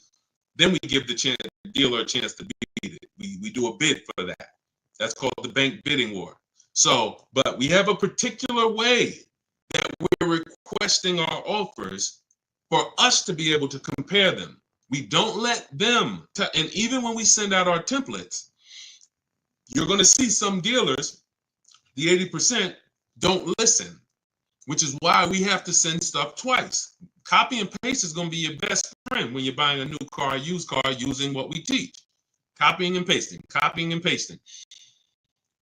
Now, we're requesting them to put the lease in the payment, but part of what we need for them to even give us an offer is they need to know what vehicles we're looking at, what are our options, what are we open to, colors, equipment, trim level. Do we have multiple options that we can consider with them?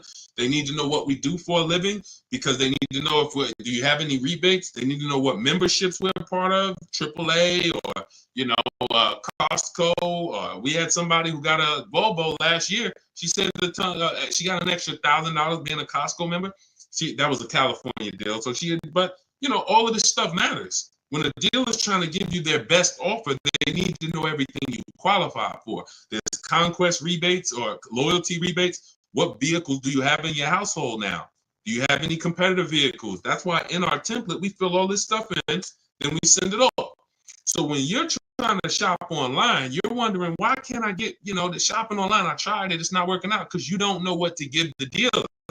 They need the zip code to factor in your taxes.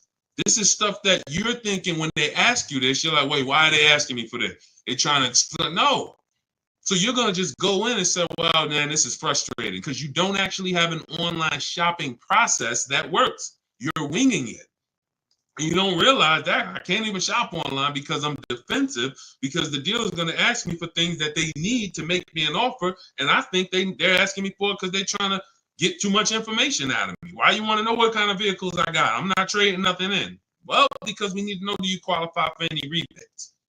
That's why the templates that we have are so valuable, and that's why we save so much time, because we're just copy and paste, copy and paste, copy and paste, everything that's necessary for them to give us an offer, they have it. So we literally cut through all the garbage that most shoppers are going through with them. Most shoppers, they're not giving them the information. It's a horrible experience for both people, the shopper and the car salesman, because they're like, yo, this person just, man. And they really are like, yo, if you just come in, and the person's gonna come in because they just don't know. Like, we can't do this. You don't realize that we need this information. But our process is great for both people. Because you fill in the templates, all right, yo, here's what I do for a living, here's my cars, here's my deadline, here's my profession, here's my memberships, boom, here you go. These are the parameters, how I want you to quote me. Car salesman gets it and like, oh, wow, okay, good. This is more than any customer's ever given me. Hey, let me see what I can do for them.